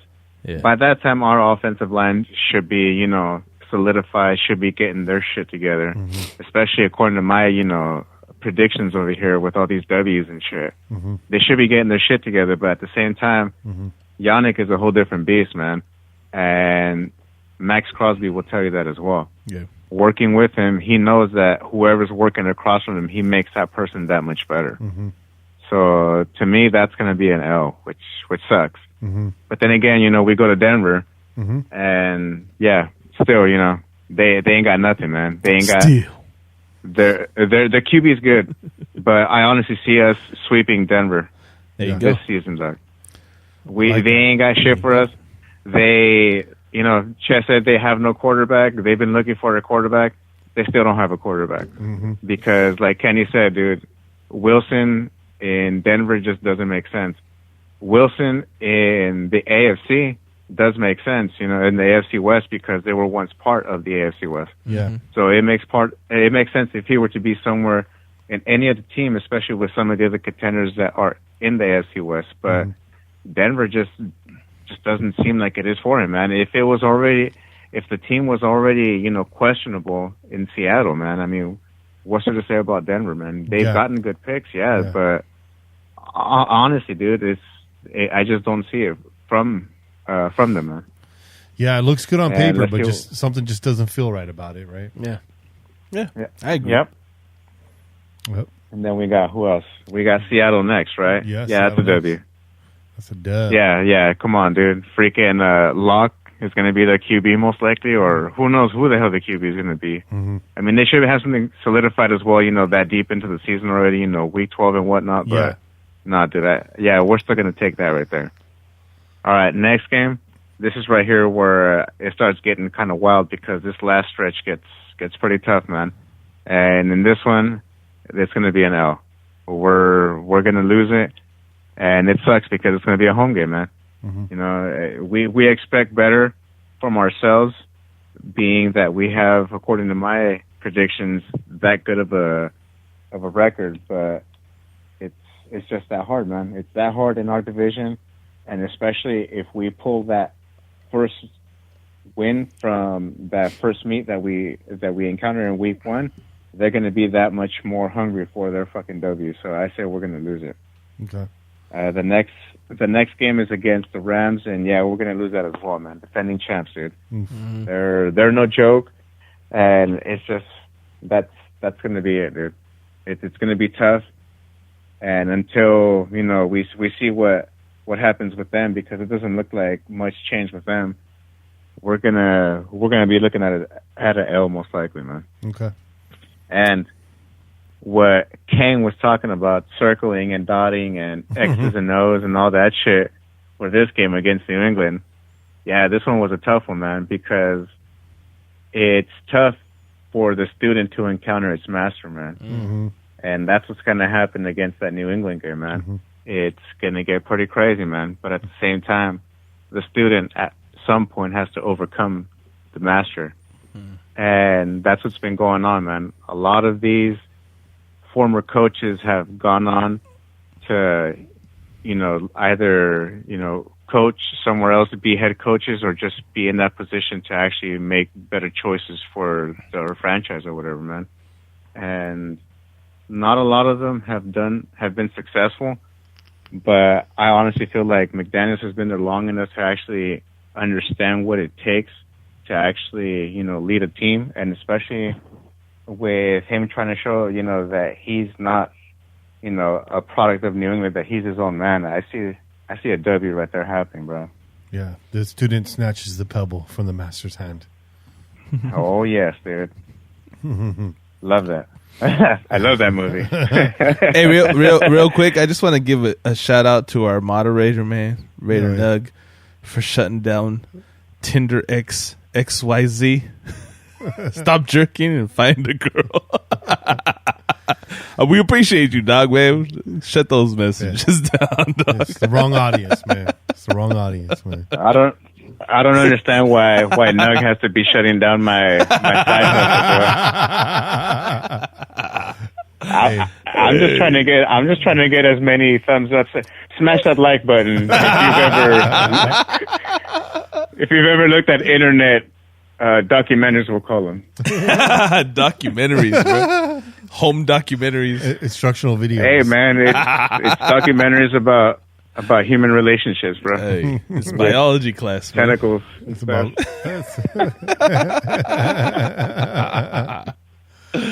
Shit. So this was a good call out right here. 50th anniversary Christmas Eve game. Yeah, man. Prime time against the Pittsburgh Steelers. Let us know, Bob. Come on, man. You know how it is, bro. You know what's gonna shake out right here, bro. Terry Bradshaw is gonna be crying, bro. That's what's gonna happen, bro. Because it was a deception. There's no such thing as fucking Steeler Nation. That bullshit doesn't exist, all right? No. That bullshit does not exist, and it was not immaculate. Nothing. It was a deception, bro, all right? That's it. Terry Bradshaw's going to fall off the wagon. There'll be snow on the field. There's going to be snow in the broadcast booth. It's going to get ugly. It's going to get real ugly. Hey, there you go. That's where Terry Bradshaw's money went, bro. When people are asking, hey, I won Terry's money. Where is it? He's going to be like... It went up his nose, dog. He's like, I don't know what happened, bro. He just, just woo, and then he'll just fall back. So we're going to win that, bro. We're going to win that. 50 years later, we're going to show everybody that if you ever fly into freaking Pittsburgh and shit, you're going to see them apologizing and saying that it was a deception, man. It was no reception. Fuck that. Fuck that. So, yeah, we're going to win that. Lock that in. Next game. Next game's going to be fucking nasty, bro. Just because of, obviously, it's a rivalry. No matter where we are, no matter where anybody, as long as those names exist, as long as those teams exist, there'll always be that rivalry, man. And, damn, dude, I would love to be there, dude, but I would not love to be there because someone's going to jail, dog. Yeah. Yeah. That's a fact. That's all I got to say. Yeah, someone's going to jail, and fuck that. If we roll deep, man, we'll be all right, man. I'm just saying. There's another rivalry at that game. There's going to be a lot of Southerners. There's going to be a lot of Northerners at that game. It's true. Could get ugly, bro. This is true. Yeah, LA fan, Bay Area fan. And not just the games, too, bro. It's just everywhere, man, because, not everybody's going to be able to get into the game. So, everyone's going to be lurking around, dog. It's shit, you're just better off staying at home, bro, in your chanclas, bro, watching that shit, man. Stay out of the buffet, man, because... She chancludo, man. She chancludo. Hey, man. It's going to be hot, bro. You know how it is. It's going to be hot. Man. You can't be wearing your but it'll still be hot in the streets. You can't wear your house shoes to the fucking game, dog. It's too hot, man. It's too hot for house shoes. That's right. Man. All right. So this is going to be the last one, dude. And by this time, obviously, you know, I said we're going 12-5, so we're already 12-4, man. Mm-hmm. And honestly, it's tough to be able to, in my opinion, it's going to be really tough to be able to sweep KC this year, man. Just any year until we find a fucking answer for Kelsey, bro. Mm-hmm. Until we find a real solid you hear that, answer, Divine? Diablo. Consistent. That's the thing, is that we have to have a consistent answer, bro. Not just an answer for this one game. Mm-hmm. We have to have a consistent answer. Until then, dude, that guy's gonna run amok on us, bro. Mm-hmm. Hey. And it sucks because we've had another fucking tight end do that shit before. Fuck that guy. Mm-hmm. We lost fucking Super Bowl because of that motherfucker. Mm-hmm. But Mm-hmm. that's another story. Mm-hmm. Yeah, dude. But yeah, it doesn't look good, man. And especially being a home game, you figured it's the last game of the season. You know, the drama, it's all going to be down to the wire. It's going to be, you know, what it's going to be, man. It's going to be wild. But at the same time, I don't know, man. I just don't see us being able to sweep them, bro. I see fucking Darlene being able to pull off some sort of magic that... Darlene Carter, shout out.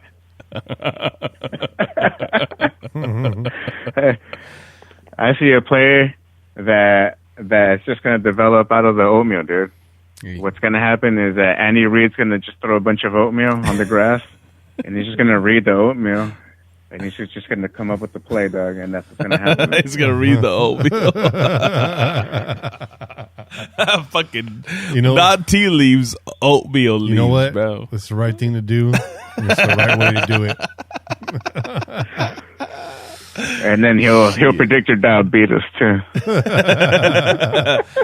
He just looks at motherfuckers and say, "You gonna be diabetic, just like me."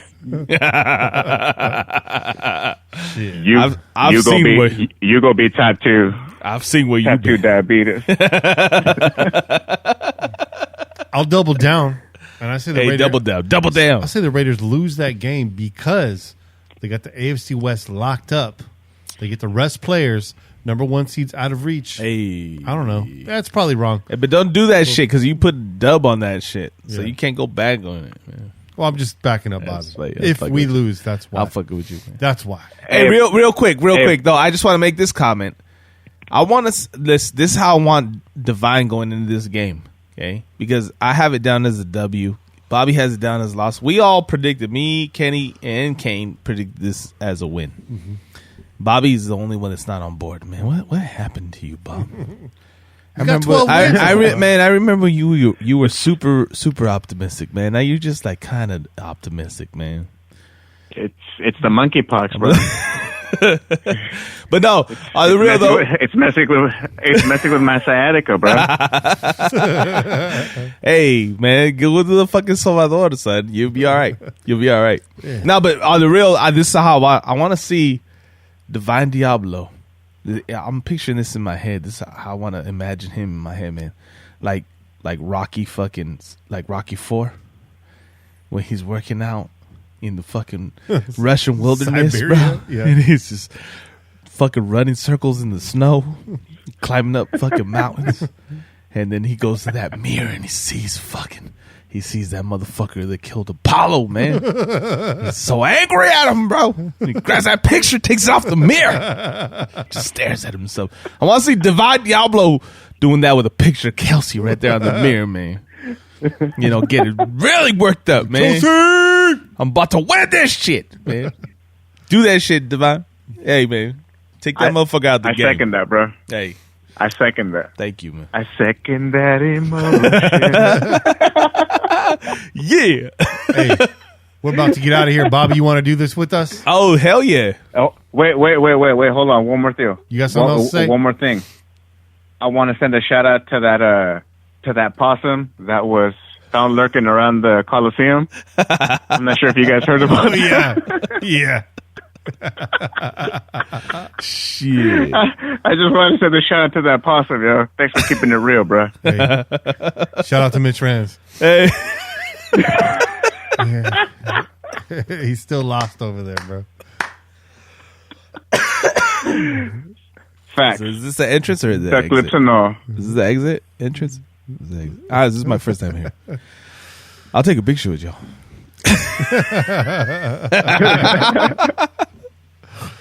Who are you again? Oh, shit. You got anything else to say, Che? No, man. Shit, it's been a good time. It's been a hell of a run. Been a good time. Well, that's it for this week's show. Yeah. Tune in every week wherever podcasts are found. And until next week, keep the wind in your sails and the rum in your mug and pillage on Raider Nation. I'm Kenny Stapler, joined as always by Your boy Che. And Bobby Wasabi. Peace. Peace. All right. Raider.